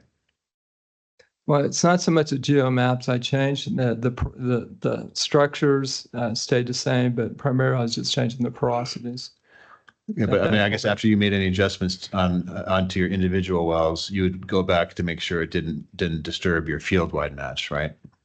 Yeah, you would in a normal study, but I wasn't making that many changes. It's 100 wells, but it wasn't changed. Yeah, you would, but it didn't change the field match appreciably.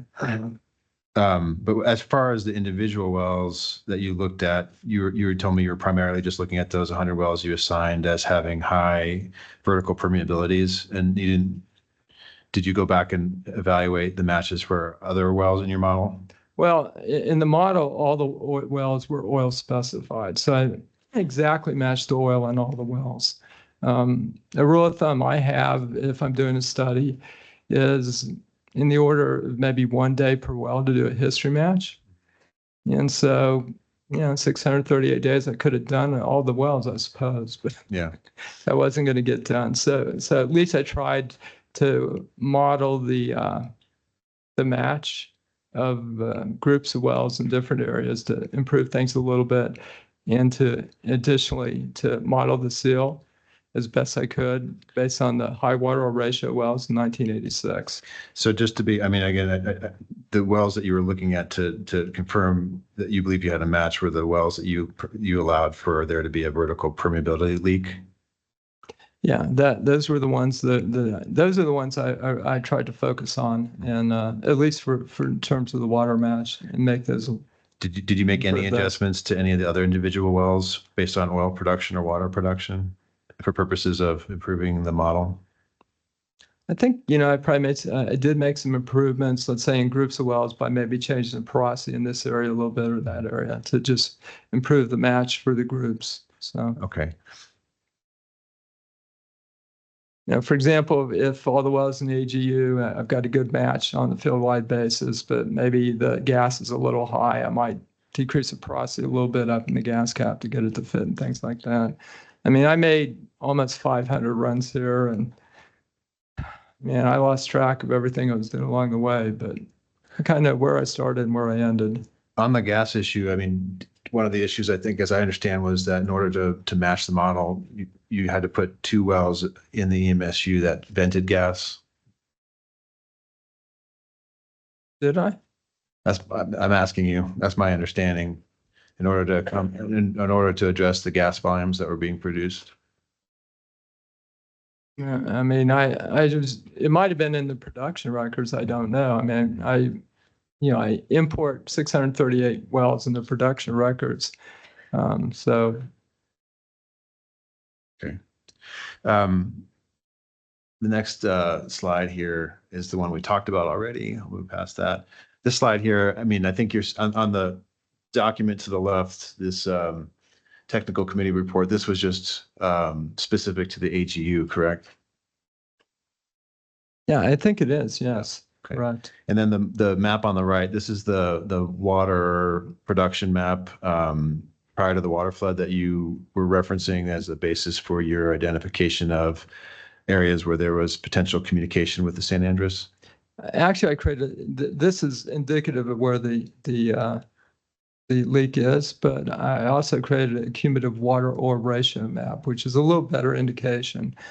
Okay. And that's what I ultimately used. It's because you have a well that makes a lot of oil and a lot of water, but maybe a low water oil ratio. So that wouldn't be a good basis.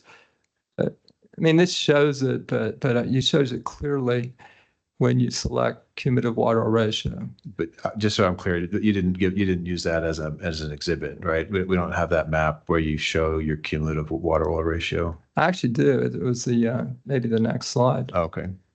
Okay, good. This is the one. This is the one. Okay, This is the one that talk about kind of this one. shows it. Great. Okay. All right. So let's get oriented. So on the right-hand side of this is slide, which is slide 4 from your presentation yesterday. Okay. This is one that was not part of it. It's not part of an exhibit, right? Of either your direct or rebuttal. Yeah, it's one I thought I'd add to make it clearer what you saw in the last slide. Okay. So on the image to the left here, from of the 2 images, the image to the left, my understanding is that this is the sort of plan view of your model, correct? Correct. That's looking at it from the top of the structure. Okay. And you've identified the wells are these little dots in black that look like little ants crawling across the screen, right? That's all 638 of them. Okay.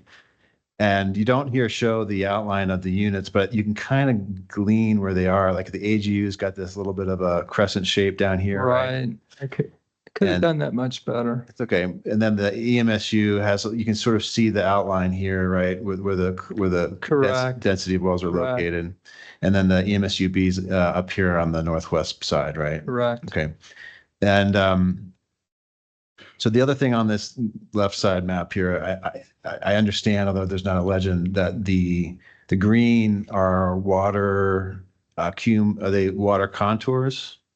What I do is I put the cumulative water oil ratio on all 638 wells, Mm-hmm. and it's essentially Krieg it, so it kind of gives you an interpretation of where the water's moving into the reservoir in 1986. Okay, that was my next question, just to confirm that both these images are from 1987 or right I'm in before. 87, I'm sorry. It's okay, but nevertheless, it's prior to water flood commencement. Yeah, right? it's prior to water. Once you water flood, then everything gets very, very confusing. And just to be You can clear, imagine. what you're showing here are model outputs, right? Yes. This is model output. No, this isn't. Well, okay. On the left is not a model output. That's just just take the cumulatives of all 638 wells of their water oil ratio in 1938. So that map on the left is something you could go and create today if you wanted to. Okay, I'm just trying to get clear. So But the map on the right is the thickness from the top of the structure to my oil water contact, which I believe is 3991. all right, I'll talk about that one on the right. I want to get nailed down on the left one first. So this one on the left is not a model output, but you're saying it's production from your production data that you created this map, correct? Correct. It's production data, but it's superimposed on the model itself. Okay. Does that make sense? Yes. So, but then the green here is the water oil ratio contours. Correct. Now I don't know what the contours are. What are the? They vary from maybe like 0.5 to 13, I think, in terms of water oil ratios. Okay. And then just looking at this, it looks like you have the highest, or most extensive water oil ratio contours down here by the AGU, correct? Yeah, it appears so. Yes. So it appears to be a difference between at least the AGU and the other two units, is that you have the higher water oil ratio affecting the AGU than you do in the other units. I mean, really, you got to look at the squares. Kind of squares are the ones that are the biggest offenders. And so you kind of count your squares in different parts of the model, and that would give you just a qualitative understanding of where at least the biggest leaks are. Okay. Well, let me just be clear. I mean, the green on this map to the left is a contour showing water oil ratio, correct? Yeah, but remember, this is a contour. So if you have a bunch of contour high water oil ratios in the area, when you Krieg it, you're seeing something between there that may not be high water oil ratios. Remember, it's a map interpretation based on the value at each 638 points, and it's Krieg. And its only purpose is really to show the high, the outliers that are very, very high. So, but I guess I'm just really confused, because I thought, yeah, if you're telling me that's the purpose, then I understand that's why you're showing the green contours where the water oil ratio has been calculated to be higher, right? Yeah, you're right. You're right, Okay. Adam. Since we got so much well density in there, for the most part, what you're seeing is at least where you have very high well density, you're seeing the correct results. Okay. Now, the next, as you alluded to, the next thing I want to ask you about are these little red squares. You've identified, or circled, or put little boxes around some wells across your model, right? Yeah, it was just try to pick the colors that are. Are these the wells that you identified as or selected to modify the vertical perms on? And what I did is I went to Excel and I had all the wells listed. I had cumulative water oil ratio, and then I listed them from high to low. So I knew which one was the worst offender and which ones had almost no water at all. And I kind of worked myself down the list, put a leak at each of those 100 wells, and then play with it. And I shouldn't play with it. It wasn't play, it was work, but adjust the vertical perm until I achieved a match of the water production, both during primary and then secondary as well. Okay. But I guess my next question is, so based on are these all 100 wells that you identified? No, this is just some of them. Okay. I mean, this is some I just did to just kind of look at it, kind of from a big picture perspective, and kind of just for me to understand where the leaks were around the reservoir. Okay. And then you put two bigger red boxes on the map here, and one I think you have an arrow pointing to it saying the high water to oil ratio. Okay. The point here is you're kind of highlighting one area on the map where there's a collection of wells you've identified as having high water to oil ratio, right? Correct. Okay. And then the other box up here, you've identified as generally having lower oil to water ratio, right? That is correct. Okay. Just so I'm clear, that zone, why did this zone is this box with a low water to oil ratio, that's up in the EMSUB, right? Correct. I mean, I could have chosen elsewhere, but I just put it there just as an example. Okay. Now moving to the right, you show the average thickness from the top of the reservoir, top of your model, right? Correct. Down to the oil water contact. Down to the oil water contact, which in 1987? Correct. Okay. So in 1987, it might not have been minus 366 in your model, right? Might not have been, say it again? The oil water contact in your model changes with time, correct? Yeah, it changes with time. Exactly. Okay, It changes with time, exactly. As oil is produced, your oil water contact. Yeah, it changes with time. And you'll see it move up Edgewater Drive in the bottom of the Grayburg. Okay. So in 1987, that oil water contact wouldn't necessarily be minus 366, right? It's not at all. Okay. And then you point out here that, so based on that, you're looking at the top of your reservoir in your model, and then you've calculated the average thickness down to the oil water contact at that time, right? No, that's original oil water this distance on the right here. No, that's the initial distance at time zero. I'm sorry. Okay. I mean, apologize for misunderstanding. yeah, no, because you can see why, right? Because yeah, I should have said original oil water contact. It's not an oil water contact in 1986. Okay, that's Excuse me. helpful. You two are talking all over each other. Apologize. I Sorry, Dr. apologize Rocco. as well. So, okay. Okay. So on the right, what we're looking at here is time zero, right? Correct. Okay. And I guess maybe real quick, we'll go back here. I don't have a structure map, but just so everyone's thinking about this, how thick is your Penrose in your model? Honestly, I have to go back and look at. I know the thickness of I think it's like is it 500 feet for the Penrose and the Grayburg, something like that, or maybe less than that. Depends where you are. I'd have to look at the map. Okay. So, do you know? So it's just showing the composite of the total thickness from Right. the top of structure, both of them. So, Over here, though, where you show the average thickness of your reservoir being 600 to 100 feet thick, wouldn't that be mostly just Penrose over here? no, it's not. It's not the thickness of the reservoir, it's the thickness of the oil water contact. So Okay. keep in mind over on the left, it's still got a lot of reservoir over there, or some reservoir over there. But maybe underneath it's the water essentially at Yeah. time zero.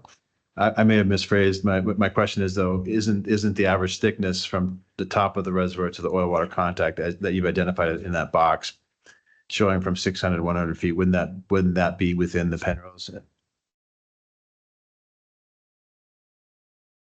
I had to look, if we could go back and look at that 3D map, you could kind of Oh. see where it is. You may be right. I don't know. Let's see.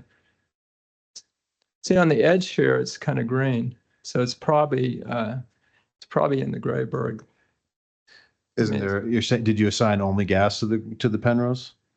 No, I assigned a constant gas oil contact across all three, the whole model essentially. Okay.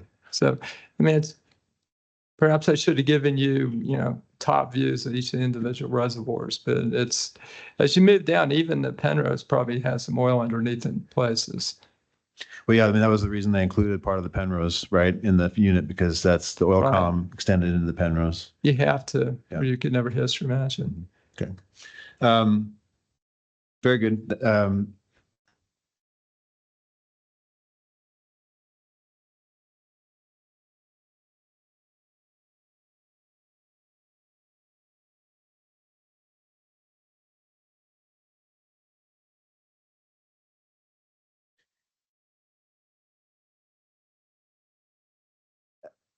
So I guess what I'm going to bring up here, an exhibit that was filed as part of our rebuttal. Sorry.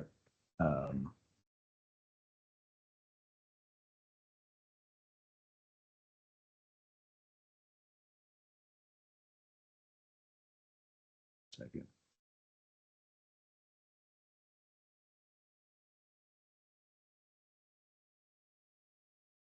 You were here, Dr. Buckwalter, when we discussed the complexity of the Grayburg in particular in the EMSU here.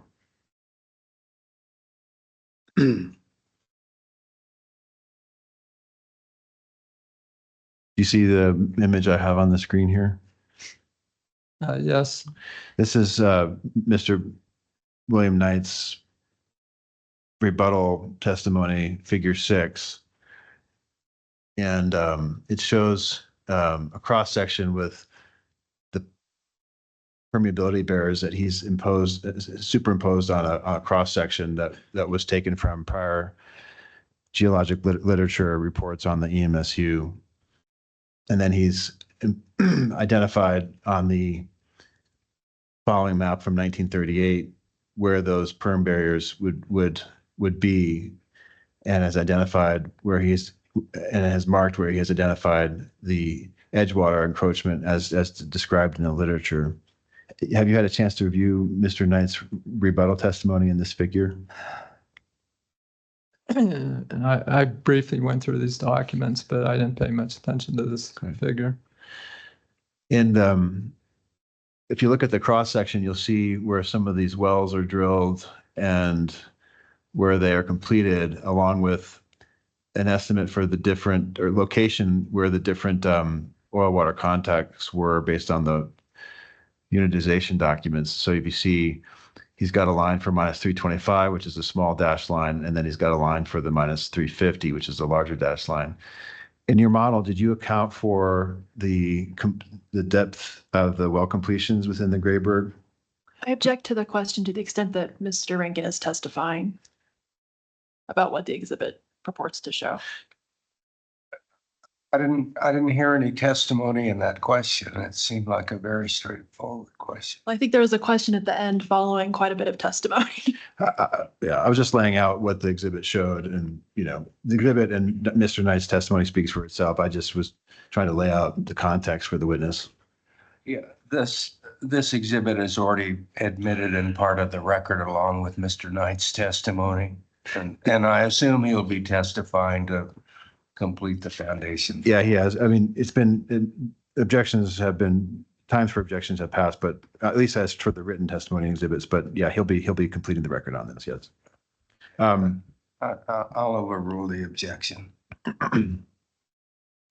Okay, what I did is I didn't have perfs, so I basically did what's logical, and that's perf in the oil column and on each individual well. And for trying to match 90 years of production, that is actually more than adequate to get a good answer.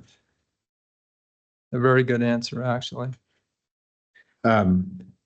So you didn't look at the well completion information to determine what depth or zones the wells in the Grayburg were completed in, correct? No, I mean, as a rule of thumb, you can complete in the well zone. If you're interested in getting a perfect history match on any of these 638 wells, then I would have done that.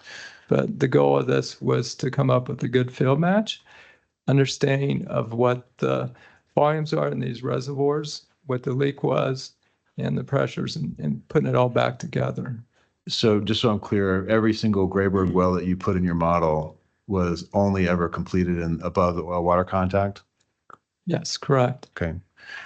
And you didn't double check to confirm whether that was actually the case with respect to each of the Grayburg wells and their completion histories?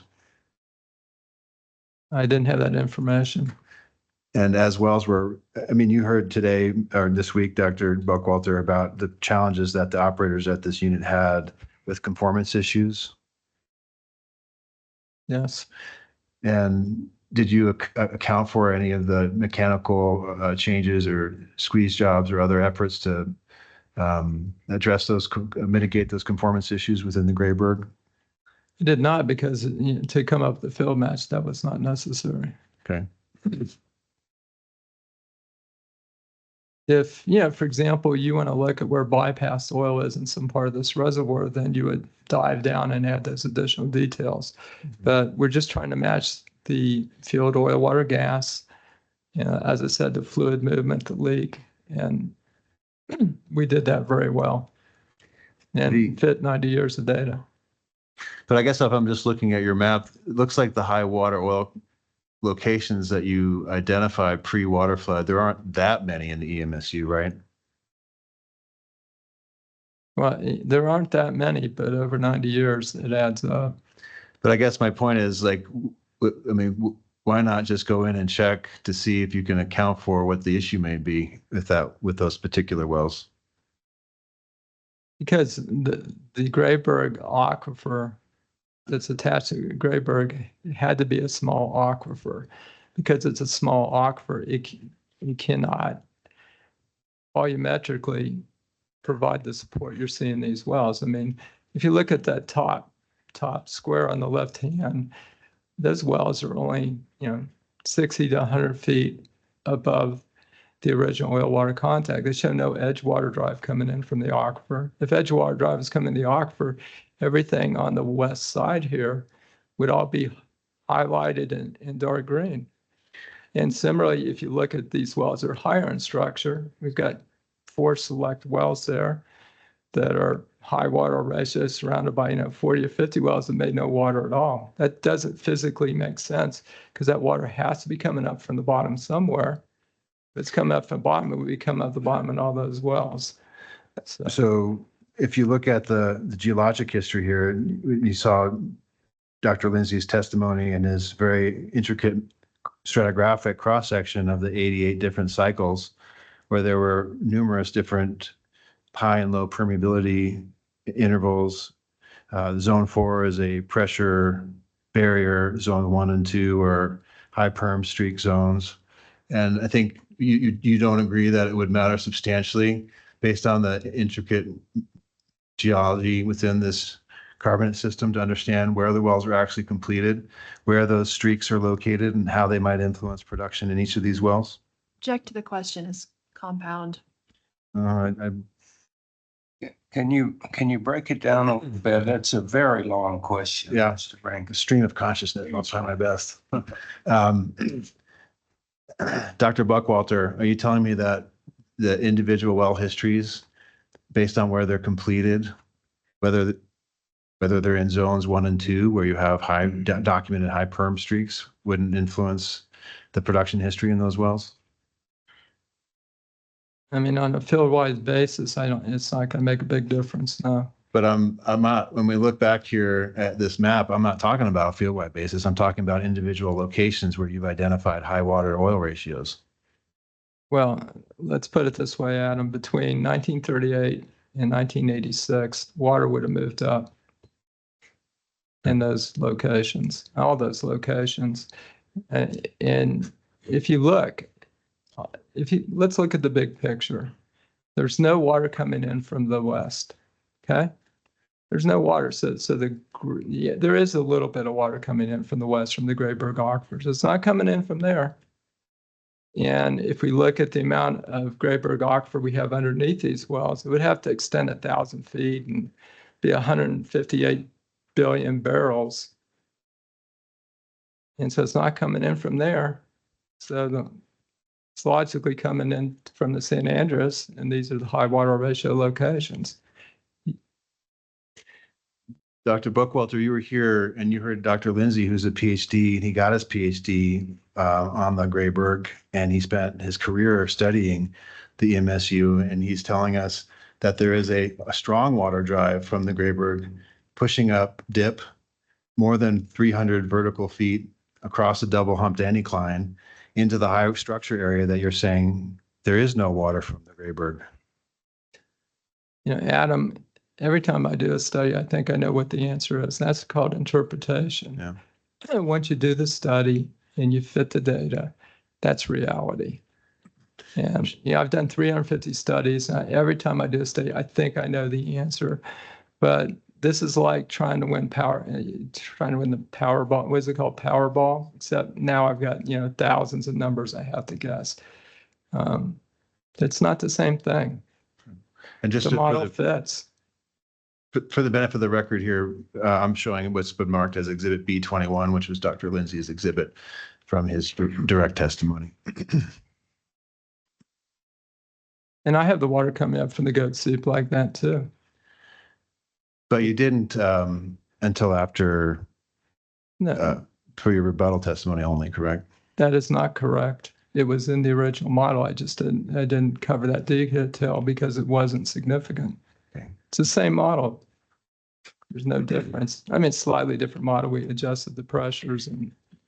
Do you recall your testimony and your deposition when I asked you about whether or not you had an aquifer connected to the west on the Grayburg? Yeah, I said it was essentially no aquifer. I stand by that statement today because it is almost no aquifer. I said maybe no aquifer. To me, it's the same thing. That's a 1 billion barrel aquifer compared to 158 billion barrel in the San Andreas. It doesn't even pale by comparison. Okay. It pales by comparison, I should say. Going back to your slide presentation, I'm going to go to the next slide here, which I think is going to be slide that I want to touch on is slide 9. Okay. This is actually I think as I recall, this is exhibit M5, not M6, correct? Because it was shifted by 1 based on because the first page of your presentation had a label. Do you recall? It doesn't matter. I mean, it's the right figure. I Yeah. think it is M5. That's okay. I just I wanted don't to care for about the the record. number. Okay. Down here, you talked to some extent during your summary presentation that Dr. Lake had testified that there is a 4 psi per million barrels SWD pressure increase in the San Andreas. Do you recall that? Yes, I did. And you Correct. said that matched what basically matched what your model was showing, right? On a field-wide basis, currently my model is building up about, I think, 3.8 psi per 100,000 barrels of water injected, I believe. Did you understand Dr. Lake's testimony to be, do you understand that Dr. Lake's testimony was on a field-wide basis or on a near wellbore basis? I'm sure it was on a near wellbore basis because the 10 psi would make things much worse for Goodnight. Okay. So have you considered if you were to try to take his 4 pounds per psi and apply it on a field-wide basis, what that pressure increase would be? Yes, I mean, it's in my results. Okay.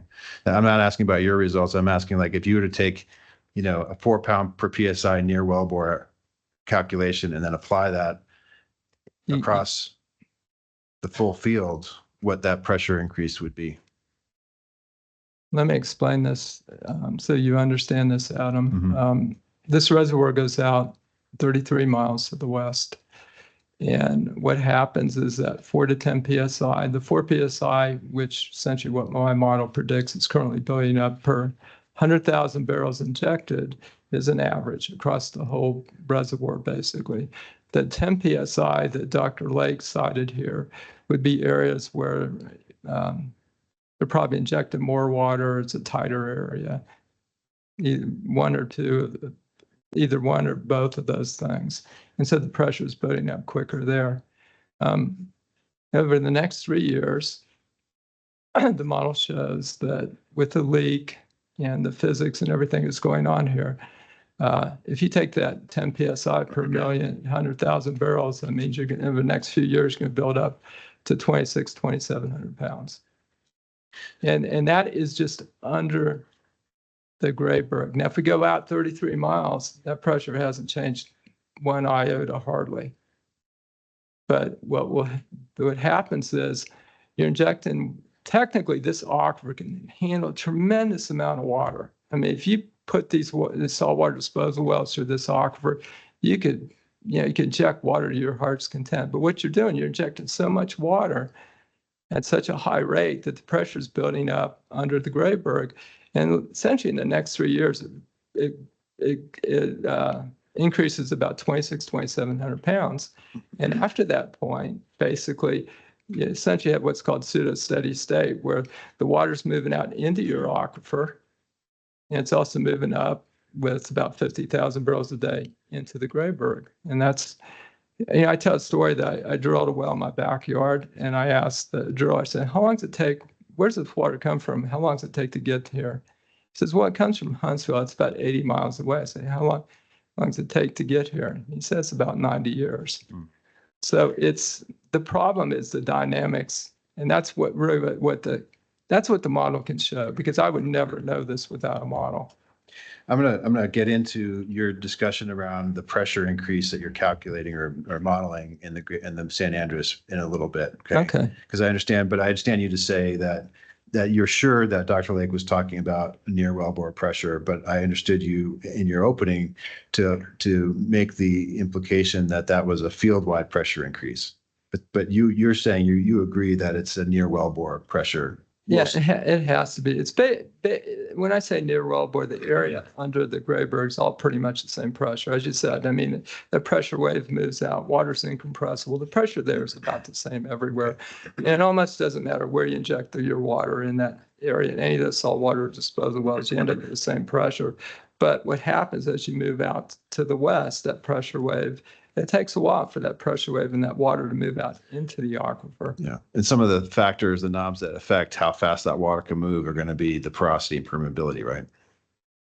Exactly. And the size of your cells. Exactly. And that's how I size the not so much the porosity, but the permeability. Okay, permeability. Porosity, I had it fixed, and I would actually just extend the western limit and try to go further and further out until I had something to match the pressures we're seeing in San Andreas. Okay. And the cell size may have some influence on that because you have to fill the cells up with water before that water can move to the next cell, correct? Well, the water's everywhere, but you think about it, it's kind of like a pressure wave. The water's kind of moving out and it's pressuring thing up. And one thing you have to be really careful of, and I'm sure the doctor up there knows that as well. When you build an aquifer, and it's going out 33 miles, you just don't put one cell. So you don't go from, 2,600 pounds. If it's 1,200 pounds out here and you jet 2,600 pounds, it doesn't move 33 miles. And so what we do as we go into the aquifer, we step the cells up, typically by a factor of 2, because the pressure is changing quickest, building up quickest around the well. As we get further and further out, the pressure changes slower, smaller and smaller. So we step the cells out and they're connected by a factor of 2 to just get the physics right, essentially. Okay. You have to be very careful about that or you get the wrong answer. We'll talk more about that in a little bit as we move through the details on your layers. Okay. This next slide is one, again, that wasn't presented in part of your testimony or an exhibit, but it definitely drew my attention for a number of reasons. We'll walk through it. Okay. This is slide, I think 10 in your presentation from yesterday morning. Correct. Right? Okay. What I want to hear first is this section here, because you mentioned this at the outset, that you made, after you built your model and you made your inputs, then you made adjustments to fit the historical gas water production rates for the oil rate wells, right? Correct. And in order to match what you understood those production rates to be, you turned the knobs right on some of these different input parameters, right? Correct. Okay. And the first one here that you've identified is you got a 30% water saturation from this 1990 report, correct? Correct. And to make it fit, you increased the water saturation to 35%, correct? So yes, I made a slight adjustment in the Goodnight water saturation. Probably could adjust the porosity as well and accomplish the same thing. So tell me again, the Goodnight water is the water that is bound to the formation, right? Exactly. Okay. So you've got a 35% Goodnight water in the model, correct? Correct. But you're giving it a 30% water saturation based on this report. Yes. And this is the Grayberg, right? Yes. So in order for any water to move in the Grayberg, you'd have to exceed this Goodnight water saturation, correct? Correct. So because you've given the Goodnight water a 35% value and the water saturation in the Grayberg a 30% value, there's no water moving in the Grayberg, correct? No, there's water that moves in the Grayberg. If you look at the relative permeability curve on the right, you have an oil and a water curve versus SW. So you can have oil and water both moving in the Grayberg. Let me rephrase my question because I think I overstated what I was trying to say. Yeah. Rather than no water moving, you've tightened up the ability of water to move in the Grayberg based on these percentages, correct?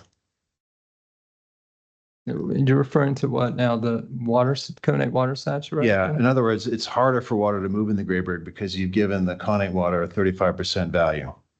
and only a 30% value for water saturation. I mean, not necessarily, because we also adjust the oil relative permeability curve. So you're adjusting multiple things at the same time and just tweaking things a little bit to where we match the historical performance we've seen for oil, water, and gas in the Grayburg, along with the leak. So there's a lot of moving parts there. It's not like if you move one knob, it affects 3 other things. So Yeah. we're tweaking things here to get things. Well, that's my point, I guess, because you moved a knob to try to match the gas water production rates for the wells, the oil wells, right? But by doing that, you've made it harder for water to move in the Grayburg. No, not necessarily. No. Okay. I've made a little less water move in the Grayburg, not making it harder because it's the shape of the curve, the oil curve determines how it moves. It's just a little less water, a little less water, 5% less water in the pore space. I mean, I was just trying to show here that you're always going to adjust these small knobs in the model, because this isn't just one rock that's all at 30% or 35% or whatever. And so at least when you're starting with a field-wide basis like this, you're just trying to find the average numbers and a combination of parameters that fit the production and pressures. So on the relative perm curves, you had a relative perm curve for the Grayburg. Is that the one that you're showing here? Correct. And did you have a separate relative perm curve for the San Andres? Yes, I do. I haven't shown it here. Okay, but so you had 2 different relative perm curves for the model, right? I mean, the San Andres would probably be pretty close to this. Okay. Where essentially the KRW initially would be like 0.8, which is probably, well, not quite 0.8, because we put 30% water saturation in there. So My recollection, Dr. Buckwalter, was that you gave a 30% oil saturation for the RZ in the San Andres. Is that right? that is correct. I know that's correct. Then at what saturation in your model would oil be mobile in the San Andres?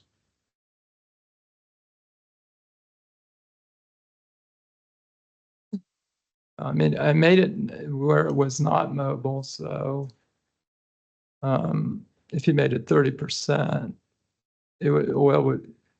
what saturation? Say it again. What's that? Yeah, at what oil saturation would oil be mobile in your model? Look at the KR curve here. So it just depends on the KR curve that we have where the oil starts to move, as you can see up here. So let's look at the oil curve up there. The top curve? Yes. So, and the oil's the green curve? Yes. Okay. So basically, when we hit 30%, the oil doesn't move. I didn't quite hear When you you. hit 30%, the water doesn't move. If you look at that curve, right? You have that vertical line. Here? Yeah.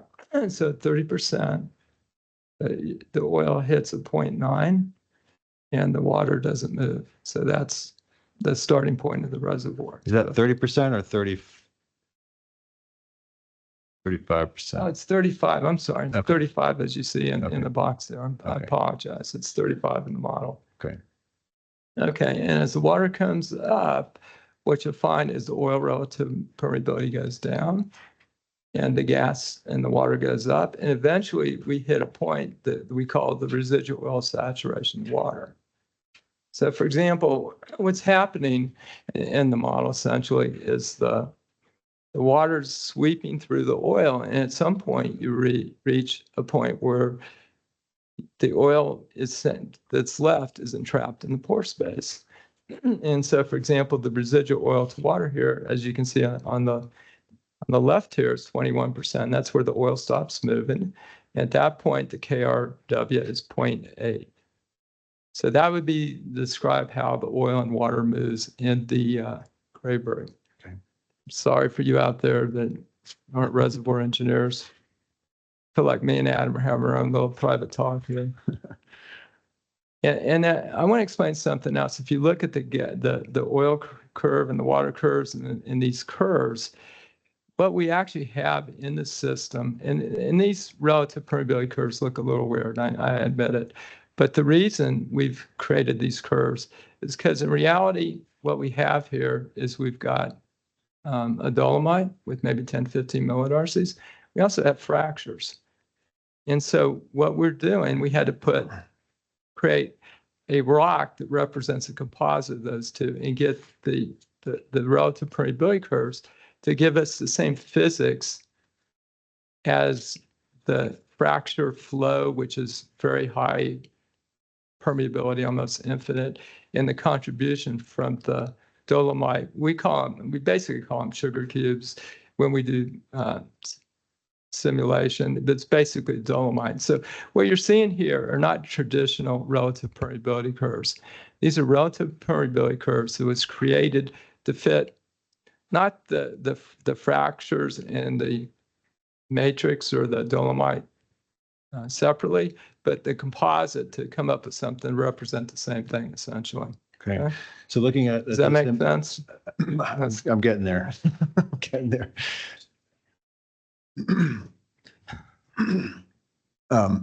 Excuse me. So looking at these bullets over here, oh, that coffee smells so good.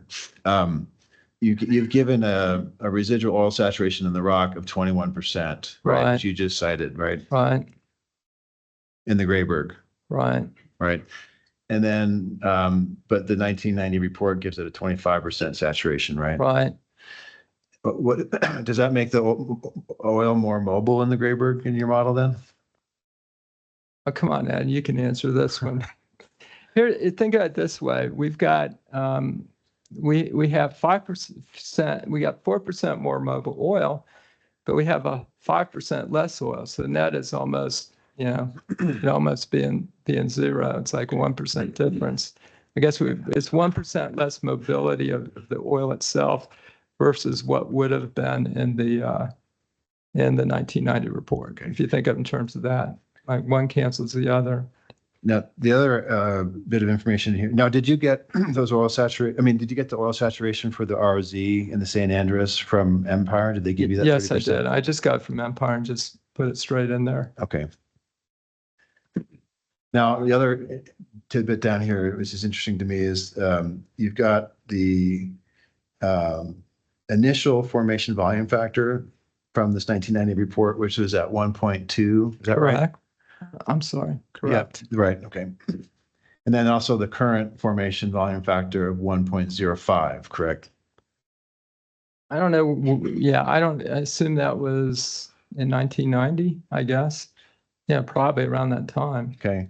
Those were the B sub O's or the formation volume factors that you found in the literature for this field, correct? Yeah, I mean, you're always going to tweak these things, but I always want to kind of see what people said, and you don't want to deviate too far from this without good reason. Did you use these formation volume factors for both the Grayberg and the San Andreas? No, I did not. Sorry. What formation volume factor did you use for the Grayberg? The Grayberg, okay, here it cites the initial gas oil ratio of 425, okay? I found that the history match gas oil ratio, I think, was 375. And so because there's less gas in solution, the gas is not going to expand as much. And my initial formation volume factor was 1.14. And in the Grayberg, in the San Andreas, essentially I assumed it was dead oil. I just put a little gas in solution and I forgot what I put, but it was very close to dead oil. Okay. Dead oil would be what? I don't know, I might have put, 50 in there or 20 or something like that. Okay. Probably closer to 20.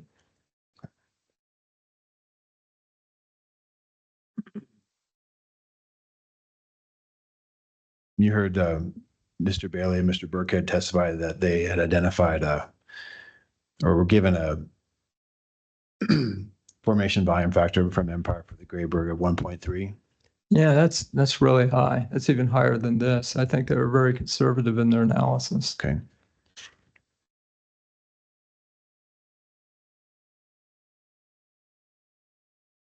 I'm going to skip over back to your testimony, and I'm going to talk to you now about some of the specific issues that I want to kind of highlight or walk through with you. Now that we have some of these issues addressed. Under this heading I of your Exhibit E, this is on page 2 of your testimony. You've identified that in your model you have 10 wells from Goodnight Midstream and with 4 inside the unit. And you're assuming a rate of injection of 215,000 barrels of water per day for all 10 wells, correct? Yeah, I mean, I had data on all the individual wells, so it changes from month to month. I get that. Are we talking about the forecast here or just, no, it's just, I think this is the, well, you tell me. I mean, this is your testimony, I guess. Is it? yeah, I should tell you. I'm the one that wrote it. I think that's the current conditions. That was at the time I built the model, or around the time I built the model. That's what it was. Okay. And have you changed that? I think the model ends in, I think it's early 2024. And so I've integrated all the data and all the saltwater disposal, production, injection wells, and so forth. I guess my question is, this is a number of 215,000 barrels of water per day. Goodnight actually produced all of its volumes for all of its injection for wells inside the unit. Did you use that data for your model, or did you use the assumption? No, I used all the detailed data that we had on a month. I think it was on a monthly basis, if I'm not mistaken. So all that was everything on every well. The only time it wasn't was the first early years where we just knew what the cum was at a certain date, and then we just assigned an average, right? But other than that, it was we essentially put all the details we could into the model. Okay, because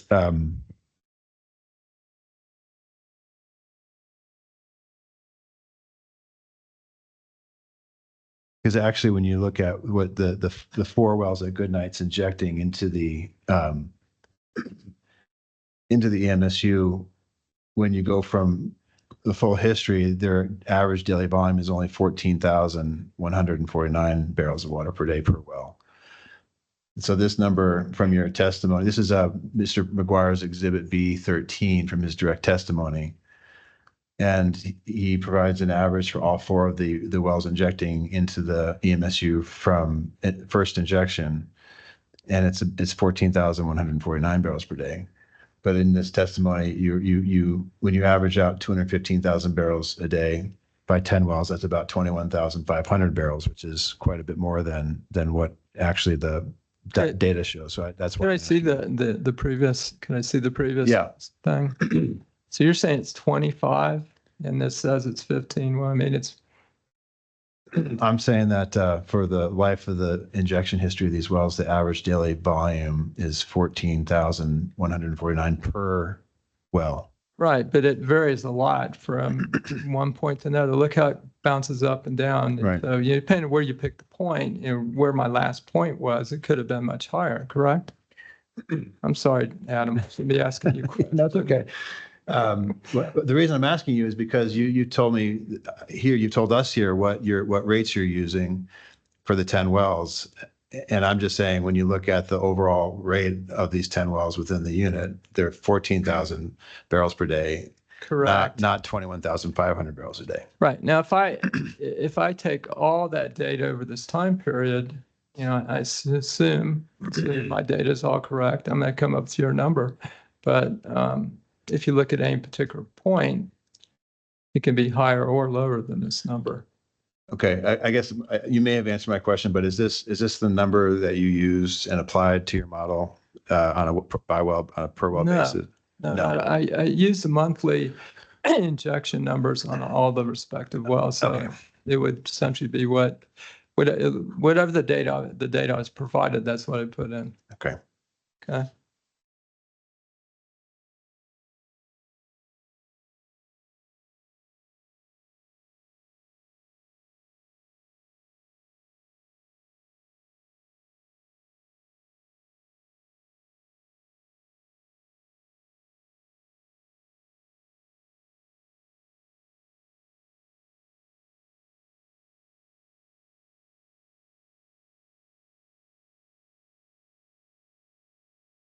In your rebuttal, and we kind of alluded to this criticism a little while ago, in your deposition, I asked you about whether or not, and then today I asked you whether or not you incorporated or considered the specific, target completion histories of the individual wells within the Grayburg, the perfs, were they perfed within the Grayburg, Correct. the mechanical changes that went into those wells over time. And you told us that you hadn't, because there's so many, right? And this is what you're saying here. It was too many to do, but on a field-wide basis, you were able to show a match, right? Right. I mean, what happens is even the perf interval's not quite right. Eventually the gas, especially gas, is going to come down, and the water is going to come up through these leaks. And the second bullet here, you say most Grayburg producers were completed throughout the oil column. And your simulator allows you to perforate the oil column only, right? That was an assumption. I assumed that, the operator, if he had oil, he would complete there. Yes. And I actually, with one button, I can complete through the oil column. And, okay. But you did not take into consideration those mechanical changes, the efforts by the operators to squeeze out different intervals or anything like that, right? No, I did not, because I really wasn't looking at a well by well match so much as just try to understand the behavior of the field itself. And that was the goal. It was not to get exact oil and gas matches. It was to just understand the big picture. And that was the point of this model. Okay. Big picture is to understand the initial volumes and the leak. All right. Now, in your rebuttal testimony here,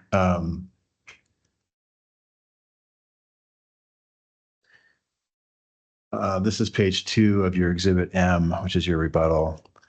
You say that there has to be an outlet for the San Andreas fluids prior to the April 1986 to accommodate a 28.7% drop in the San Andreas reservoir pressure from 1747 psi to 1245 psi at 4,006 feet measured depth. And that is shown, as you say, by an open hole repeat formation test pressure measurement in the EMSU 211, right? Correct. I was given this data. Okay. Right. And you're given this data by Empire, right? Yes. And this is the pressure that changed between your initial testimony and your rebuttal testimony, right? Yeah, that's correct. We changed the datum depth, so these pressures would change a little bit. So we'll get to this when we I have my discussion with Mr. West, but basically Mr. West changed what he understood to be the measured depth from minus 250 sub C to 250 to plus 250 feet sub C, correct? Yeah, I can't remember the exact change, but it was a change and it was integrated into the simulator. Okay, and based on that depth change, it was 500-foot depth change, that would your calculation on the pressure based on a column of fluid change is what caused you to have this new pressure change in your rebuttal Correct. testimony. Okay. Correct. Yeah. Okay. Okay. So yeah, just to be clear, you didn't independently evaluate that initial pressure measurement or where it's located, right? No, it's not in my job title. Okay. And the initial pressure calculation was that there was an 18.5% drop, and now there's a 28.7% drop based on that change in the depth, your understanding of the depth of that initial pressure measurement. Correct. Okay. How did this change, that 28.7% drop in the San Andreas reservoir pressure at that date in 1986? How did that affect your model? It really didn't affect it that much. I had started a little higher pressure, but what I did, I think, is I reduced the gas oil ratio a little bit, and so it came down to the same place. So if you increase the pressure, same amount of gas in place, you have a little more energy. And so I think I tweaked the original gas oil ratio a little bit, and everything fit. So in order to accommodate that change in pressure, you had to change what the gas to oil ratios were, going back to the beginning of your model? Yeah, it was just a really slight change, but it was a small change. Yes. A small change in the ratio, but over a long period of time. Yeah, over a long period of time, you kind of end up in the same place. Okay. Did it change anything, affect anything else in your model? I can't recall that really changed anything else that was significant. I know it's just a few minor tweaks in the model itself, and that's the one that I can recall. A 28.5% or more pressure change in the San Andreas wouldn't have a big impact on the model at that date? Actually, surprisingly, with a little tweaking the GOR a little bit, it all just kind of fell into place. But a 4 to 10 PSI change in the San Andreas is going to have a dramatic effect? Say it again, But a 4 to 10% PSI change in the San Andreas will have a dramatic effect over a short period of time based on your model? Well, if you're at what injection rate for all these saltwater disposal wells? You know, the rate's going up and down, but, you know, for example, if you're injecting 100,000 barrels a day, and you're changing 4 to 10 PSI, over a week, you're changing anywhere from 8 to 20 PSI. 52 weeks a year times 20 could be as much as 1,000 pounds of pressure buildup. And as I said, the aquifer itself can accommodate a tremendous amount of water. But the problem we have here is that you've placed these saltwater disposal wells just too close to one another. If you spread them out, you could be injecting all the water you want, because it's a 159 billion barrel aquifer. And if you say you can build it up to 3,000 pounds, that's a lot of water. But the problem is it's building up pressure quickly, and the water just can't move out as fast as you inject it. So. Okay.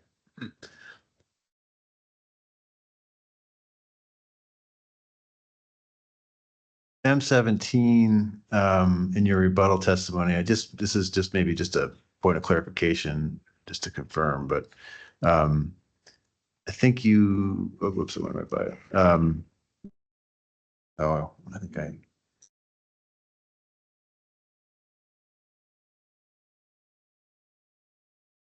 I think maybe this is from. Don't show that, Adam. Okay. I'm thinking, I think I have the wrong thing on my. Skip over that for a second. Oh, why is that? I thought it was M17.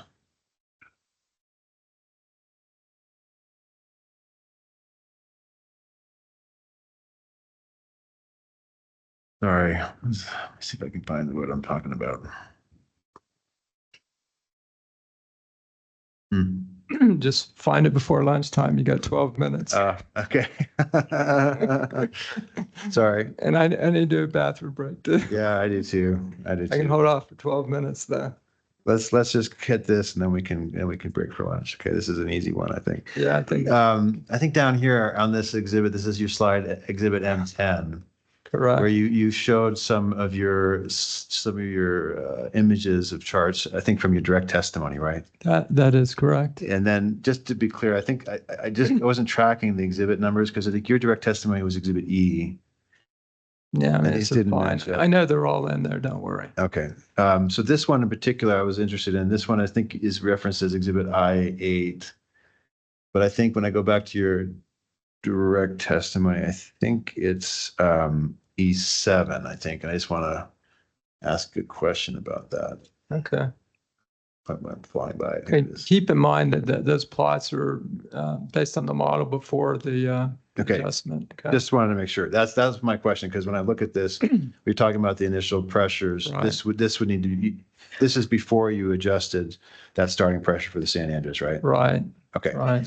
And so what you're showing in your rebuttal on this slide here at M10 is before you made that adjustment on the pressure for the starting pressure of the San Andreas, correct? That's absolutely correct. Okay. Just wanted to make sure that for the purposes of the record.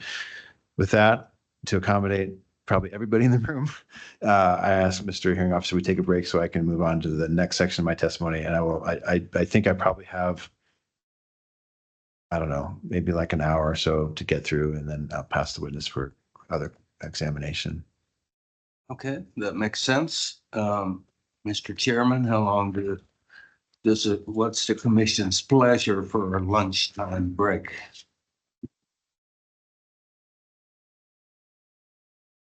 Let's just be back at 1:15.